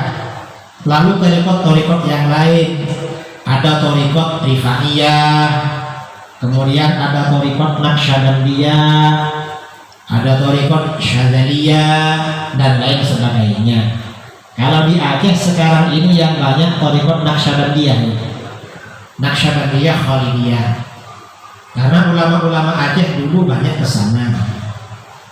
Kalau di Jawa yang Syadzaliyah banyak, Qadariyah banyak, Tijaniyah banyak, macam-macam banyak. Qadiriyah juga banyak. Saya sendiri ijazah dan baiatnya thariqah Syadzaliyah. Kalau thariqah Qadiriyah itu bukan aliran sesat, itu termasuk thariqah yang mu'tabar, thariqah yang diakui oleh para ulama sufi dan thariqah tertua di dalam Islam. Itu thariqah tertua. Jadi gak apa-apa. Pertanyaan yang kedua, bagaimana kalau ada orang tua mendahulukan anaknya masuk ke tahfidz Quran daripada dayak-dayak yang mengajarkan kita? Kalau orang tua tersebut hanya memasukkan anaknya ke tahfidz Quran, setelah itu tidak masuk ke dayak-dayak yang mengajarkan kita, itu berarti kurang baik. Kurang. Tapi kalau setelah hafal Al-Quran lalu dimasukkan ke dayak-dayak yang mengajarkan kita, itu bagus. Bagus. Kalau hanya Quran saja, gak ngerti fikih, itu termasuk tandanya hari kiamat. Gak baik. Termasuk tanda akhir zaman. Karena sekarang ini ada fenomena ya, masjid di kota-kota imamnya hafid Quran. Kadang-kadang saudara, imam yang hafid ini gak pernah belajar ilmu fikih. Akhirnya sholatnya salah-salah, gerakannya salah, tata caranya salah. Kadang-kadang gara-gara imam hafid, kalau hari Jumat antara khotib dan imamnya beda orang. Ada yang begitu. Kalau khotib dan imam ini beda orang tidak baik. Mengapa? Hukumnya makruh. Bahkan bisa batal Jumatnya. Kalau imamnya gak mendengarkan khutbahnya khotib, bisa gak sah. Ini fenomena modern memang harus dihindarkan. Mengapa makruh? Karena sejak masa Rasulullah, masa Khulafaur Rasyidin, imam khotib itu jadi imam, saudara. Bukan imamnya lain, khotibnya lain. Itu kalau Jumat, kecuali kalau ceramah kayak gini. Misalnya tadi sebelum Isya saya kesini, saya diminta jadi imam, gak mau, langsung ceramah, gak apa-apa itu. Tapi kalau sholat Jumat gak bagus. Ini gara-gara imam hafid. Saya ini tahun kemarin ada undangan jamaah di masjidnya, tata cara ibadahnya Wahabi. Saya diminta ceramah di sana. Di perjalanan murid saya nelfon, Kiai, ada permintaan dari panitia. Gimana Kiai kalau jadi khotib baca khutbah Jumat? Siap, gak apa-apa, tapi ada syaratnya. Apa Kiai? Saya juga jadi imam. Saya baca khutbah dan saya jadi imam. Kalau saya gak jadi imam, mending saya gak khutbah dan tidur gak ikut sholat Jumat. Saya musafir. Akhirnya repot mereka, ya dah katanya. Akhirnya saya juga diminta khotib jadi imam. Sampai di sana, di masjid itu, BKM-nya tanya, Kiai, ini azannya mau 2 kali apa sekali? Nah, kenapa? Karena Kiai kan biasanya 2 kali, yang sini 1 kali. Saya gak enak kok. Kalau urusan azan terserah kamu, terserah sini. Tapi urusan khutbah dan sholat apa kata saya? Akhirnya azannya 1 kali, saudara. Tidak ikut Khulafaur Rasyidin. Gak mau sama Khulafaur Rasyidin lagi. Hanya saya khutbah saya tentang Ahlus Sunnah wal Jamaah. Dan mereka mungkin paham kalau saya nyinggung mereka. Habis itu saya jadi imam baca usholi. Sholli fardal Jumat Allahu Akbar. Saya nyari baca usholi. Selesai sholat, saya ajak zikir berjamaah. Lalu baca doa. Saya lirik-lirik, angkat tangan apa enggak? Ternyata angkat tangannya rendah, saudara. Di atas paha, enggak diangkat begini, macam kurang ikhlas. Entah kurang ikhlas atau apa, enggak ngerti. Habis itu saya baca sholawat sambil salaman. Mereka salaman juga. Kita ini harus berani. Nah, ini gara-gara ada saudara-saudara kita yang hanya hafal Quran, gak ngerti fikih. Akhirnya ibadah di masjid-masjid itu barokahnya. Ini yang pertama. Yang kedua, belajar kita itu lebih utama daripada hanya belajar Quran. Karena di dalam hadis riwayat Imam Ibnu Majah dari Abu Dzar Al-Ghifari radhiyallahu anhu, Rasulullah SAW bersabda, la anta berdua fata'allama ayatan min kitabillah khairun laka min an tusalliya mi'ata raka'ah. Seandainya kamu berangkat pagi-pagi lalu belajar 1 ayat Al-Quran, itu lebih baik bagi kamu daripada kamu sholat sunnah 100 rakaat. Jadi belajar 1 ayat Al-Quran pahalanya lebih besar daripada sholat sunnah 100 rakaat. Ini Al-Quran, saudara. Ini berarti TPQ, Taman Pendidikan Quran dan Tahfidzul Quran. Selesai TPQ tahfidz atau tahfidz masuk ke daya baca kita yang ngajari kita. Maka bagaimana? Dalam hadis tadi disampaikan wala antal dua fata'allama baban min abwabil ilmi umila bihi aw lam yu'mal khairun laka min an tusalliya al-farakah. Seandainya kamu berangkat pagi-pagi lalu belajar satu bab ilmu agama, satu bab, baik ilmu itu diamalkan atau tak diamalkan. Misalnya belajar bab tayamum, kan pasti belajar bab tayamum. Pernah tayamum? Tidak pernah, karena di Aceh ada air terus. Kecuali kalau ada di Arab, ada di mana. Itu walaupun nggak diamalkan, saudara belajar satu bab ilmu, pahalanya lebih besar daripada kita sholat sunnah 1000 rakaat. Artinya apa? Orang yang alim, yang ahli fikih, yang tidak hafal Quran itu lebih utama daripada orang yang hafal Quran tetapi tidak ahli fikih. Lebih utama. Kalau anaknya masukkan tahfidz nggak apa-apa, tapi setelah itu masuk daya yang mengajarkan kitab yang mengajarkan kitab fikih, agar nggak 100 pahalanya. Karena kalau belajar kitab nanti pahalanya menjadi 1000. Jadi itu. Ini memang fenomena. Kadang-kadang anaknya hafal Quran itu hanya untuk diumumkan. Saya sering jumpa dengan orang, alhamdulillah Pak Kiai, anak saya sudah hafal juz 25, sudah sampai juz 25, padahal juz 23 ke belakang lupa lagi. Alhamdulillah sudah juz ke-30 yang dari awal lupa lagi. Artinya untuk ditampilkan. Jangan begitu. Kalau punya anak, punya keahlian, punya ilmu, punya apa, jangan dikabar-kabarkan pada orang untuk dibangga-banggakan. Mengapa? Khawatir kena penyakit ain akhirnya hilang. Sembunyikan saudara. Kalau anaknya itu hafal kitab, hafal apa, sembunyikan. Kalau ada orang tahu, ya anaknya gini, doakan ya, mudah-mudahan barokah. Minta doa pada orang. Jangan disampaikan, dibanggakan untuk dihargai. Akhirnya rusak, kena penyakit ain namanya. Ini fenomena sekarang. Kadang-kadang anaknya dimasukkan tahfidz agar masuk TV. Karena di TV kan ada program apa itu? Hafidz TV. Jangan begitu. Semuanya niat ikhlas karena Allah. Memang proses belajar mengajar ulama dulu masih kecil biasanya hafal Quran. Setelah itu belajar kitab. Itu untuk orang Arab.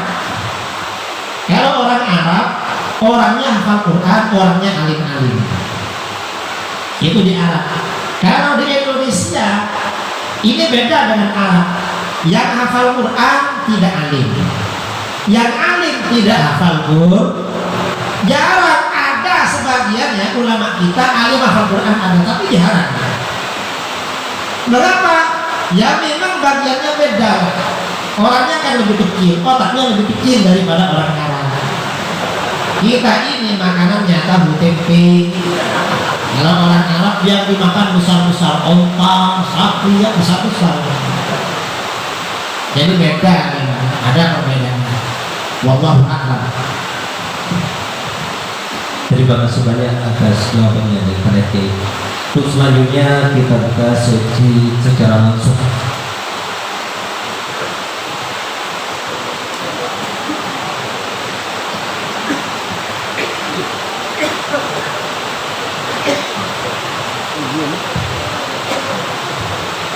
Assalamualaikum warahmatullahi wabarakatuh. Saya dari Perubuk. Saya ingin menanyakan kepada Ustaz mengenai sifat 20. Orang Al-Wahabi itu tidak mengakui sifat 20 itu dan tidak memakainya. Apakah sholat orang itu sah? Pertanyaan kedua, mengenai dosa antara manusia dengan manusia, dosa antara manusia dengan manusia, tapi berjauhan. Contohnya kita berdosa dengan presiden. Jutaan orang kita ngomong yang jelek-jelek kepada presiden, habis itu kita caci maki. Apakah berlaku itu dosa itu untuk kita tentang hablum minanas? Sekian Ustaz. Assalamualaikum warahmatullahi wabarakatuh. Salam pada Kiai untuk menjawab. Yang pertama, kalau ada orang Wahabi mengingkari sifat 20, meniadakan sifat 20, berarti gak sah sholat di belakangnya. Kalau mengingkari sifat 20, mengapa? Karena sifat 20 nomor 1 Allah ada. Nah kalau dia gak percaya Allah ada, kan kafir saudara. Wahabi itu memang ngawur kadang, gak tahu isinya sifat 20, tahu-tahu gak percaya, kafir. Nah, yang perlu saya sampaikan malam ini tentang sifat 20. Mengapa para ulama kita membuat konsep sifat 20? Sifat 20 ini mendapat tantangan. Dulu ketika saya di Dayak, jarang pertanyaan-pertanyaan kritis tentang sifat 20. Setelah pulang dari Dayak, orang-orang itu pertanyaannya kritis. Saya perkumpulan dengan para kiai. Ada kiai bilang sama saya, Gus, di Jawa itu kiai kalau masih muda dipanggil Gus atau dipanggil Tengku lah. Kalau sudah tua baru dipanggil kiai. Kecuali kalau mau ceramah panggil kiai. Apa kiai? Mengapa Gus sifat wajib bagi Allah itu 20? Saya tanya sama beliau, sampean minta berapa kiai? Kok menanyakan 20? Bukan minta berapa. Saya bertanya, mengapa bukan 15, bukan 19, bukan 25, kok 20 loh? Ini orang Ahlus Sunnah. Kalau Wahabi beda pertanyaannya. Saya ngisi acara di salah satu perguruan tinggi di Malaysia. Ada orang bilang pada saya, Kiai, kata orang Wahabi sifat 20 itu bukan dari Islam. Dari mana? Katanya dari orang-orang ahli filsafat Yunani. Saya bilang pada dia, kalau orang-orang ahli filsafat Yunani meyakini sifat 20, berarti mereka ahli tauhid. Kalau Wahabi mengingkari sifat 20, ya berarti PKI, komunis. Karena gak percaya adanya Allah, komunis. Gak percaya kitab, komunis. Gak percaya bapak juga komunis semua saudara. Lalu saya terangkan mengapa para ulama kita membuat konsep sifat 20. Apa tujuan sifat 20? Yang pertama, sifat 20 itu tujuannya mengantarkan kita makrifat kepada Allah. Makrifat itu apa? Makrifat itu artinya kenal. Kita ini kalau kenal dengan orang, misalnya penceramah Aceh ya, seperti Tuk Sub atau siapa lagi, nah Ayah Sub ya, seperti Ayah Sub atau siapalah, tahu orangnya, tahu keahliannya, profesinya apa, itu pada orang, itu kenal. Kepada Allah kita wajib kenal. Cuma di dunia kita kan gak bisa melihat Allah. Maka bagaimana? Kenal kepada Allah di dunia, makrifat kepada Allah di dunia adalah melalui sifat-sifatnya. Dan itu sifat 20. Itu yang pertama. Yang kedua, apa tujuan sifat 20? Sifat 20 ini juga merespon, mengkanter kesalahan-kesalahan orang-orang di luar Islam maupun orang-orang di luar Ahlus Sunnah wal Jamaah tentang Allah.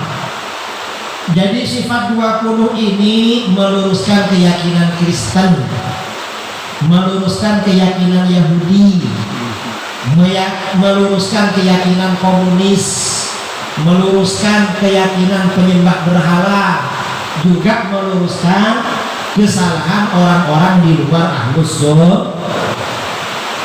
Itu sifat 20. Yang ketiga, yang keempat, mengapa 20? Keberapa? Ketiga, mengapa 20? Kok bukan 25, 30? Mengapa? Kata para ulama, sifat 20 ini batas kemampuan akal manusia dalam makrifat dan mengenal Allah. Lebih dari 20 akal manusia gak mampu. Kita ini jangankan mengenal Allah, mengenal orang di sekitar kita, kemampuan kita terbatas. Saudara kenal dengan saya? Kenal. Tapi kan kenalnya kan cuma itu aja. Oh, yang sering masuk YouTube itu aja. Yang sering ceramah, sering bertengkar dengan Wahabi, paling ya itu. Saya ini gara-gara di Aceh akhirnya dikasih julukan Singa Aswaja. Itu julukannya dari Aceh. Datang lagi ke sini ditulis Pendekar Aswaja. Akhirnya orang Jawa Timur sampai Indonesia Timur sampai Malaysia memberi julukan saya Pendekar dan Singa. Asalnya dari Aceh itu. Tapi kan gak kenal betul tentang saya. Coba saya tanya, saya ini sudah kawin apa belum? Belum? Pak? Sudah? Betul sudah kawin saya. Kira-kira istri saya ada berapa? Ada yang tahu? Enggak tahu. Di Aceh aja belum punya. Walaupun sering ke Aceh. Artinya apa? Pengenalan kita kepada orang yang kita kenal kadang terbatas. Apalagi kenal kepada Allah. Manusia ini mampu mengenal Allah hanya 20 sifat. Lebih dari 20 kan? Yang keempat. Yang ketiga. Yang keempat, sifat 20 ini juga jawaban terhadap soal-soal yang mendasar tentang Allah. Kita ini kalau berkenalan dengan orang, pertanyaannya dasar-dasar. Siapa namamu? Dari mana asalmu? Tinggal di mana sekarang? Kerja apa sekarang? Umur berapa sekarang? Kan begitu. Sifat 20 itu begitu, saudara. Sehari semalam kita diperintahkan beribadah kepada Allah. Pertanyaan pertama, apakah Allah ada? Jawabnya adalah sifatku. Karena Allah wajib bersifat wujud, Allah wajib ada. Kebalikan dari wujud, yaitu adam, tiada, mustahil bagi Allah. Diterangkan dalil-dalilnya oleh para ulama. Dalil wujudnya Allah ini untuk menolak orang-orang yang tidak percaya kepada Allah, seperti orang komunis. Ini pertanyaan pertama. Karenanya ya, para gure-gure, para tengku yang mengajar di balai-balai atau di mana-mana, dalil wujudnya Allah diterangkan secara matang kepada generasi. Mengapa? Kalau gak matang bahaya, saudara. Nanti kuliah, masuk perguruan tinggi, dosennya liberal, dosennya terpengaruh komunis, diajak ragu-ragu adanya Allah. Na'udzubillah min. 2 hari yang lalu, kemarin malam, saya mendengar aduan dari tengku di Aceh. Di mana Aceh? Sebagian kampus di Aceh, para mahasiswanya itu berkeyakinan agnostik. Apa agnostik itu? Tidak percaya kepada apa-apa yang wajib diimankan sebelum mereka bisa membuktikan. Bahaya, bisa kufur. Makanya dalil wujudnya Allah perlu diterangkan. Ini pertanyaan pertama. Pertanyaan kedua, Allah yang wujud sejak kapan wujudnya Allah? Jawabnya adalah wujudnya Allah tanpa permulaan. Karena itu kebalikan dari kidam, yaitu huduf, baru mustahil bagi Allah. Ini menolak untuk orang-orang yang mempersekutukan Allah. Misalnya orang Kristen mempertuhankan Bunda Maria, mempertuhankan Yesus Kristus. Bunda Maria Siti Maryam, Kristus Yesus itu Nabi Isa. Gak betul itu. Mengapa? Tuhan itu bersifat tidak, wujudnya tanpa permulaan. Kalau ada permulaannya, bukan Tuhan namanya itu namanya hantu. Orangnya hantu. Tapi kalau Siti Maryam bukan hantu. Bukan, nggak betul itu. Ini kan menolak sebenarnya. Oh, bukan Tuhan. Bukan Tuhan. Mengapa? Karena hudus, tidak. Pertanyaan ketiga, Allah yang wujud dan tidak, sampai kapan wujudnya Allah? Jawabnya adalah Maha kekal, Maha abad.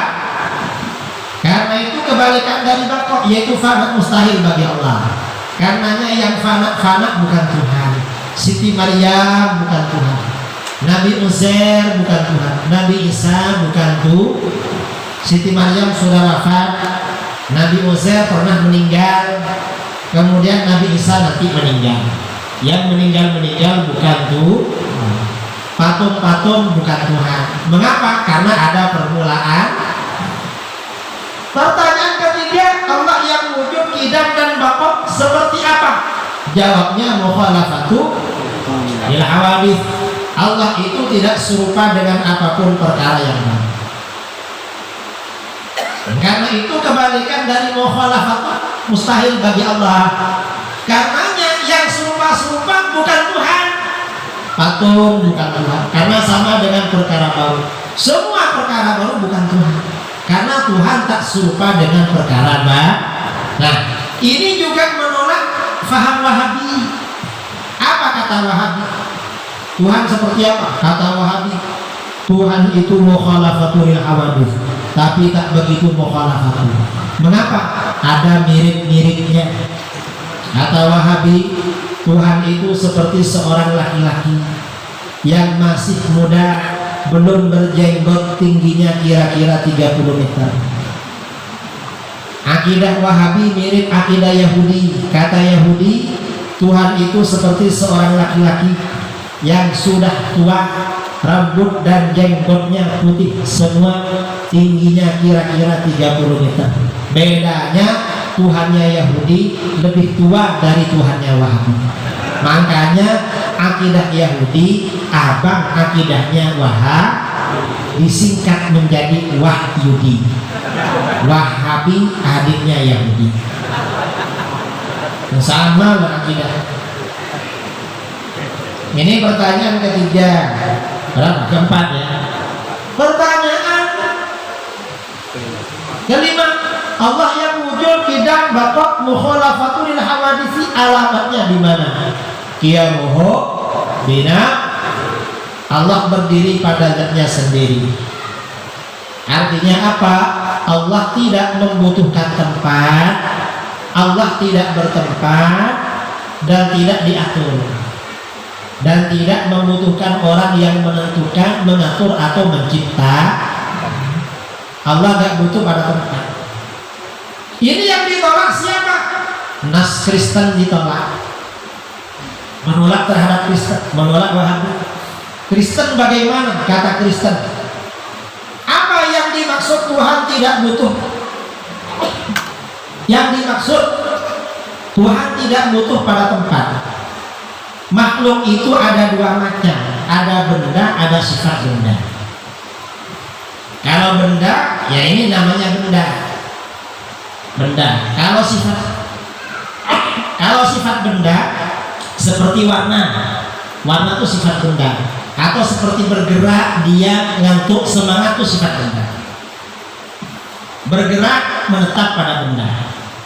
Benda menetap pada ruangan. Tuhan itu gak butuh pada tempat, seperti sifat benda yang menempati benda. Ngantuk itu kan sifat benda kan. Kalau gak menempat pada orang kan gak kelihatan kan. Ngantuk itu sifat benda. Allah itu bukan sifat benda yang wujudnya butuh pada benda. Seperti ngantuk butuh pada orang yang ngantuk, kan begitu. Dan bukan benda seperti benda yang membutuhkan ruangan kosong. Itu Tuhan gak butuh seperti itu. Karenanya orang Kristen yang mengatakan Tuhan bersemayam pada Bunda Maria, gak betul itu. Karena Tuhan bukan sifat benda. Atau Tuhan bersemayam pada Yesus, gak betul. Tuhan bukan sifat benda.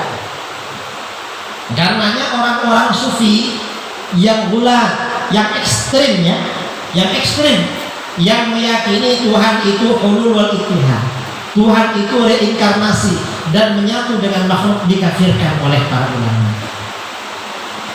Contohnya apa? Ada orang mengatakan bahwa Tuhan itu menyatu dengan azat Muhammad, kafir itu. Mengapa? Orang Kristen berkeyakinan begitu dikafirkan oleh Al-Quran, dikafirkan. Apalagi orang sufi yang mengatakan Tuhan itu menyatu dengan jasad seluruh makhluk, tambah kafir. Mengapa? Kristen aja meyakini Tuhan menyatu dengan dua benda, Siti Maryam dan Nabi Isa, kafir. Apalagi menyatu dengan banyak barang, lebih parah daripada Kristen. Makanya dikafirkan, ditolak dengan itu. Ditolak dengan qiyamuhu binafsi. Apalagi ada orang mengatakan sifatnya Allah ya sifatnya Muhammad, gak boleh seperti itu. Ada yang begitu, ada. Nabi Muhammad katanya Allah Maha Esa, ada yang begitu. Gak boleh itu saudara, gak ada ya. Alhamdulillah, berarti Ahlus Sunnah wal. Yang ditolak dengan qiyamuhu binafsi juga Wahabi. Apa kata Wahabi? Wahabi kalau ditanya di mana alamat Tuhan, loh kamu belum tahu, kamu tahu? Ya tahu. Di mana? Di Arasy. Wah jauh banget ya. Kalau kita ada perlu gimana? Kan pesawat belum ada jurusan Arasy. Dan kalau naik pesawat ke Arasy vaksinnya berapa kali? Sekarang itu naik pesawat kan harus vaksin. Pesawat ke Aceh itu jarang saudara. Mengapa jarak? Yang ada pesawat kecil, makanya ada mendung sedikit langsung goncang. Karena orang Aceh lebih memilih tidak divaksin daripada naik pesawat. Biar gak naik pesawat, yang penting tidak divaksin. Makanya orang Aceh naik mobil semua ke Medan. Untungnya ke Kuala Lumpur gak ada pakai mobil. Coba ada mungkin naik mobil ke Kuala Lumpur. Wahabi ditanya, wah jauh banget. Kalau ada perlu gimana? Kata Wahabi, jangan khawatir. Setiap pukul 3 pagi Tuhan turun ke langit pertama di dunia. Ngapain turun? Untuk mendengar doa kamu. Makanya bangun sholat tahajud. Wahabi ditanya, memangnya kalau gak turun, apa kalau gak turun Tuhan gak dengar? Wahabi bingung mau jawab. Kalau jawab gak dengar, kafir. Karena di Al-Quran Tuhan maha mendengar. Kalau jawab mendengar, nanti ditanya lagi. Kalau dengar, ngapain turun? Kan gak perlu turun dan dengar.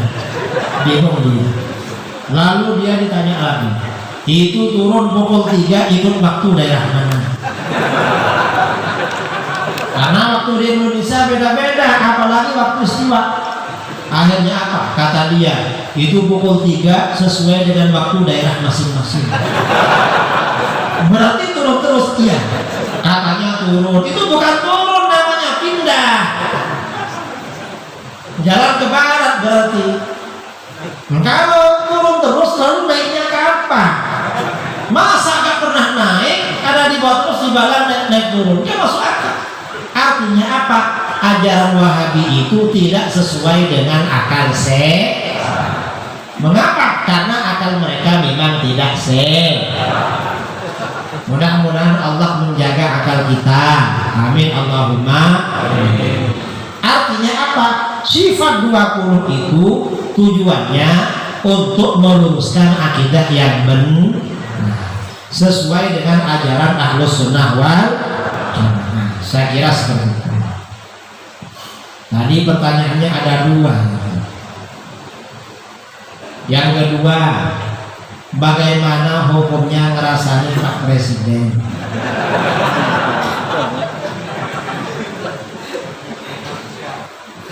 Kalau kesalahannya terang-terangan, nggak apa-apa dirasanya. Misalnya bohongnya terang-terangan atau bohong, nggak apa-apa. Kalau kesalahan yang disembunyikan nggak boleh. Kalau orang yang maksiatnya ditampak-tampakkan, itu nggak apa-apa dirasanya. Itu kira-kira yang dirasani ditampakkan apa enggak itu. Kalau soal pribadi yang sembunyi-sembunyi nggak boleh. Tapi kalau soal umum yang memang kelihatan nggak apa-apa. Tapi jangan ditiru. Kadang-kadang orang itu pembohong, dia bohong juga sebenarnya. Tergantunglah. Menghadapi pemimpin itu, kalau ingin punya pemimpin yang soleh, bukan dimaki-maki, tapi bagaimana kita banyak bertobat kepada Allah. Karena pemimpin itu gambaran dari rakyat saudara. Dalam Al-Quran, wa kadzalika nuwalli ba'dadh dhalimina ba'dhan bima kanu yaksibun. Demikianlah kami jadikan sebagian orang zalim menjadi pemimpin sebagian orang zalim lainnya. Artinya apa? Kata Imam Ar-Razi dalam tafsirnya, al-ayatu tadullu anna ar-ra'iyyata mata kanu zalimin fallahu ta'ala yusallitu alaihim zaliman mithlahu. Ayat tadi menunjukkan kalau rakyat itu nakal-nakal, zalim-zalim, maka Allah akan mengangkat pemimpin yang zalim seperti mereka. Artinya apa? Sifatnya Pak Jokowi itu gambaran sifat rakyat. Betul. Pak Jokowi pernah berbohong, rakyatnya berbohong juga, bohong juga. Makanya kata Imam Ar-Razi, fa idza aradu ayyatakhallasu min dzalikal amiril zalim falyatruku adz-dzulma. Kalau rakyat ingin bebas dari pemimpin yang zalim, maka rakyat duluan meninggalkan kezaliman. Nanti oleh Allah dikasih pemimpin yang soleh. Itu caranya. Kita ini banyak bertobat agar dikasih pemimpin yang soleh. Dan di dalam hadis juga begitu. Sabda Rasulullah SAW, kama takununa yuwalla alaikum. Seperti keadaan kamu, Allah mengangkat pemimpin bagi kamu. Artinya apa? Pemimpin itu gambaran kecil dari keadaan rakyat. Saya tahu pilihan orang Aceh. Waktu Pilpres kemarin, yang dipilih orang Aceh jadi menteri. Mengapa kok tahu? Wong itu pilihan saya juga. Kita ini pilih malah jadi menterinya. Gak apa-apa lah, yang penting sama-sama jadi itu. Biar tidak bertengkar. Saya kira itu yang Allah wa'lam. Terima kasih banyak atas jawabannya daripada tim.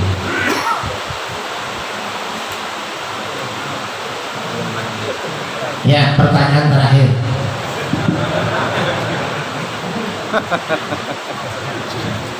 Assalamualaikum warahmatullahi wabarakatuh.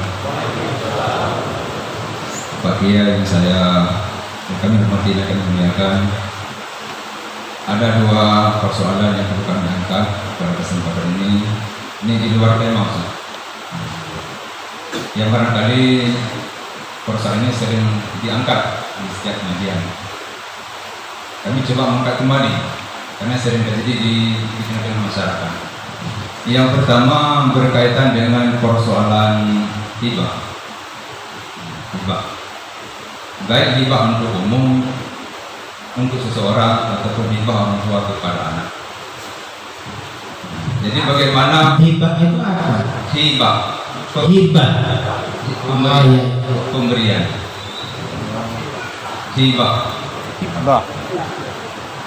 Sehingga terkadang bila ada konflik keluarga, orang tua yang telah menghibahkan sesuatu kepada anaknya, dia mencabut kembali apa yang telah dia berikan. Apakah hukumnya atau bolehkah orang tua mengambil kembali apa yang telah dihibahkan kepada anaknya? Yang kedua, persoalan tentang nikah. Hari ini kita lihat masih ada di antara masyarakat kita yang nikah lari dari hukum. Ini masih terjadi. Walaupun pelakunya ataupun misalnya kawin liar, meninggal satu tetap berganti yang lain. Jadi ada generasi kawin liarnya. Maksudnya lari gimana? Nikah lari. Nikah siri. Oh, pergi ke Medan terus kawin. Bisa jadi. Tanpa wali. Artinya ada sebagian kecil masyarakat bila ada kendala dalam pernikahan dengan wali, dia menikah dengan tanpa wali. Artinya seseorang wanita mentahkimkan diri kepada seseorang yang dianggapnya itu punya kelebihan ilmu tentang agama. Jadi bagaimana hukum seorang wanita kawin dengan seorang laki-laki tanpa wali? Dia berserah diri, menghakimkan diri kepada ustadz biasa yang bukan wali hakim. Atas penjelasan Pak Kiai, kami ucapkan terima kasih. Sekian, assalamualaikum warahmatullahi wabarakatuh.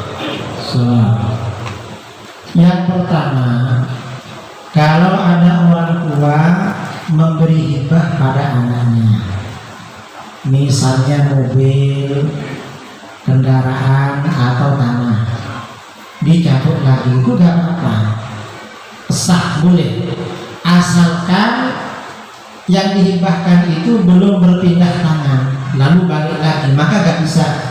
Misalnya orang tua saya ngasih harta pada saya, lalu saya jual, setelah itu saya beli lagi, ini ditarik lagi gak bisa. Mengapa? Karena saya hasil beli, sudah hasil beli, yang saya terima dari orang tua sudah saya jual. Kalau belum diapa-apakan nggak apa-apa ditarik lagi. Itu yang pertama. Yang kedua, kawin lari. Sebenarnya bukan kawin lari, karena agak sambil lari lagi kawin lari. Artinya kawin pakai wali lain dengan alasan wajib dari walinya. Masa untuk asli melebihi dari jarak kosor. Jarak kosor itu berapa? Jarak kosor itu kira-kira 90 kilo dari sini ke Banda Aceh. Karena di sini orang tuanya gak setuju, lalu dia lari ke Banda Aceh, datang ke Tengku Fulan, minta dinikahkan. Maka itu hukumnya bagaimana? Ya, memang sebagian ulama membolehkan sedikit, walaupun sebagian mengatakan haram. Dan sebenarnya kalau si perempuan itu berpendidikan ya, dan suaminya bertanggung jawab, sebenarnya agak perlu lari-lari. Ajak baik-baik sama orang tuanya. Kalau orang tuanya tidak mau, gak mau menikahkan, anaknya dan calon suaminya bisa lapor ke pengadilan agama, ke KUA, lalu pengadilan agama. Lalu ayahnya ini dipanggil oleh pengadilan agama suruh menikahkan. Kalau enggak berarti kan adil, maka pengadilan nanti yang menikahkan. Mestinya kan begitu. Ini pakai jalan pintas, langsung pergi ke Banda Aceh. Kalau sebagian ulama mengharapkan, karena itu tafwid, menghilangkan hak orang tuanya sebagai wali. Malah sebagian ulama modern mengharamkan. Seperti di fatwanya Syekh Ali juga diharamkan. Haram berdasah maksudnya Ustaz? Apa? Haram berdasah atau hanya haram tidak sah? Hah? Haram berdasah. Sah. Nikahnya sah tadi. Kalau nikahnya sah. Kalau abu-abu di sini bilang sah. Para abu di Aceh. Kasus seperti ini, ada yang pernah dengar?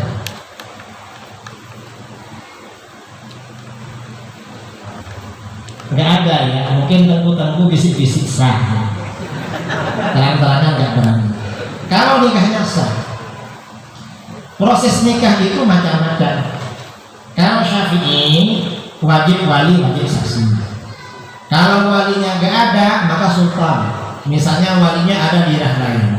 Kalau ke sultan, ke wali hakim, ke ulama harus bayar gini-gini, maka muhakam itu sah. Itu mazhab Syafi'i. Kalau mazhab Hanafi, kalau mazhab Maliki cukup wali, nggak perlu saksi. Cuma ketika mau kumpul satu rumah wajib pengumuman. Walinya panggil tetangga kanan kirinya. Ini putri saya, ini suaminya. Sudah saya akad, ayo ke sini. Harus begitu. Itu Maliki. Kalau Hanafi cukup saksi dua, nggak perlu wali. Itu Hanafi sah.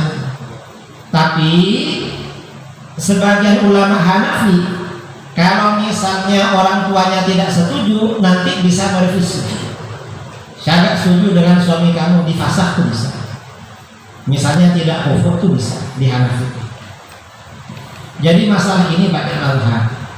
Dan kata para ulama, kalau takut berzina, kalau tidak menikah berzina, sementara walinya nggak mau menikahkan, maka orang seperti ini ya, kalau memang nggak bisa ditahan, maka dianjurkan untuk menikah mengikuti mazhab lain yang membolehkan nikah.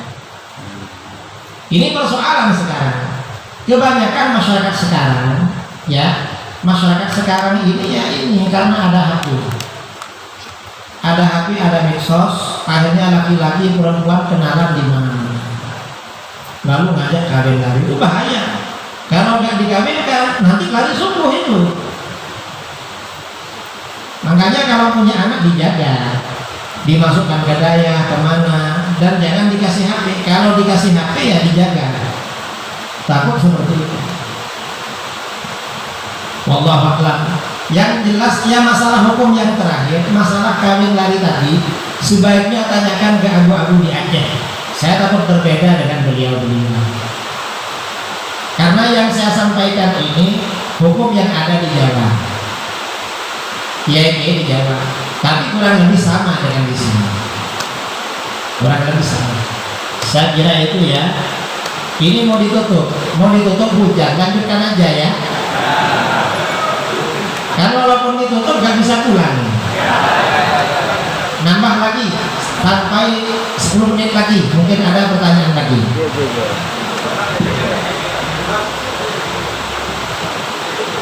Terima kasih banyak untuk Kiai. Untuk sesi selanjutnya kita buka melalui sesi tanya jawab dari perempuan.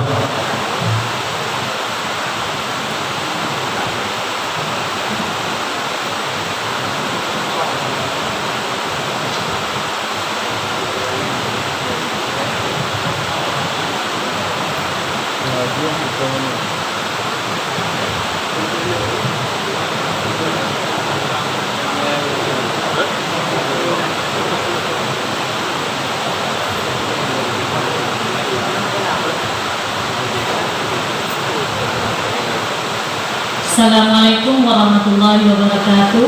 Assalamualaikum warahmatullahi wabarakatuh. Yang ingin saya tanyakan Pak Kiai, kita Ahlus Sunnah wal Jamaah bermazhab Syafi'i, dan di Indonesia sendiri itu mayoritasnya bermazhab Syafi'i. Yang ingin saya tanyakan, adakah rekomendasi dari Rasulullah sendiri untuk kita memilih mazhab Syafi'i itu sendiri? Terima kasih. Assalamualaikum warahmatullahi wabarakatuh.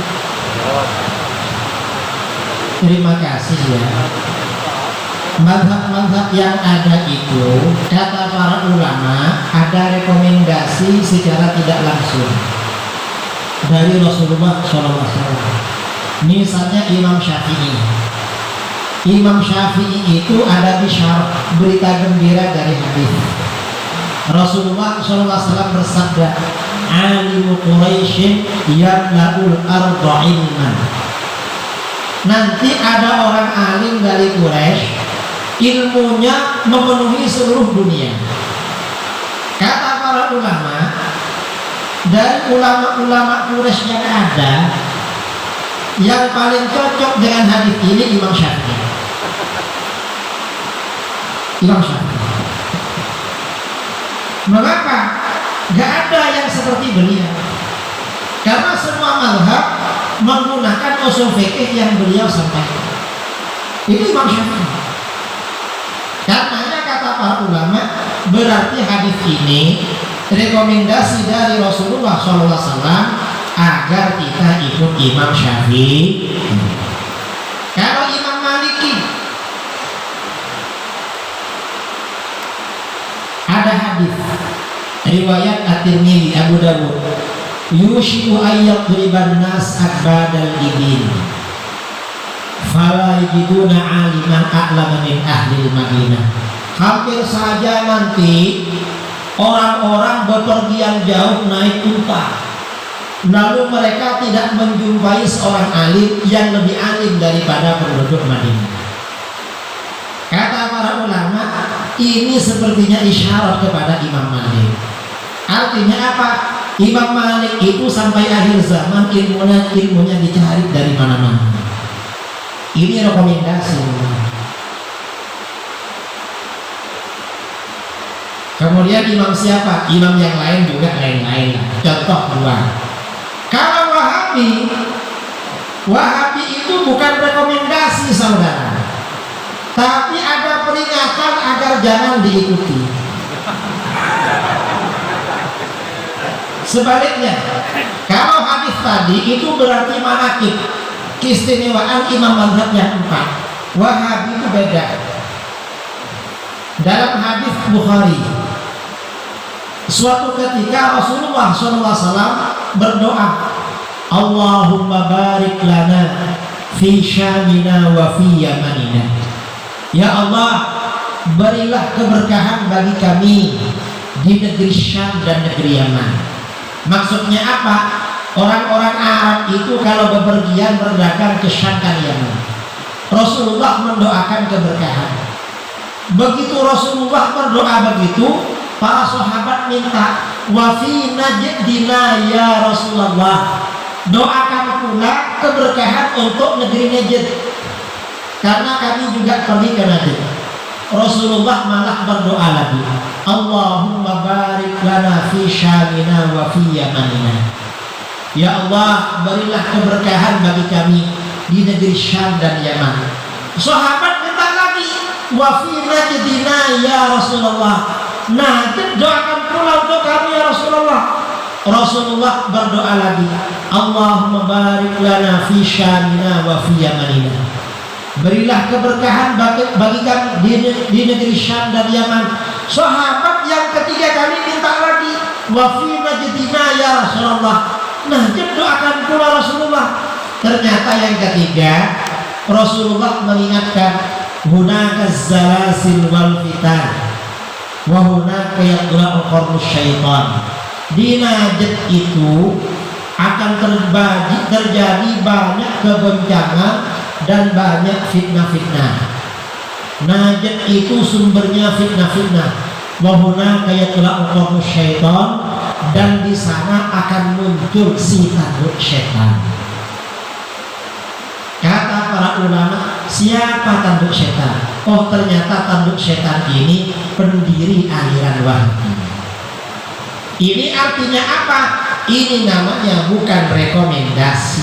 Apa kebalikannya rekomendasi? Hah? Berarti ini peringatan agar kita tidak ikut mazhab Wahab Karena ikut Wahabi berarti ikut tanduknya Syekh. Kalau ikut Imam Syafi'i berarti ikut imam yang direkomendasikan oleh Rasulullah. Karenanya pengikut mazhab terbanyak di dunia adalah pengikut mazhab Syafi'i. Syafi'i ini paling banyak di dunia, yang paling penuh. Dan ulama-ulama Syafi'iyah ilmunya diikuti seluruh mazhab. Semua mazhab itu banyak merujuk ke ulama Syafi'iyah di kitab-kitabnya. Ya karena imamnya disabdakan seperti itu. Wallahu a'lam. Saya rasa itu pertanyaan terakhir ya dari ibu itu. Karena ini sudah pukul 11, kita berceramah dan tanya jawabnya 2 jam lebih. Kalau ada kurang lebihnya mohon maaf yang sebesar-besarnya. Bila ada sumur di ladang, boleh aku numpang mandi. Bila ada umur panjang, insya Allah kita jumpa lagi. Dari saya, assalamualaikum warahmatullahi wabarakatuh.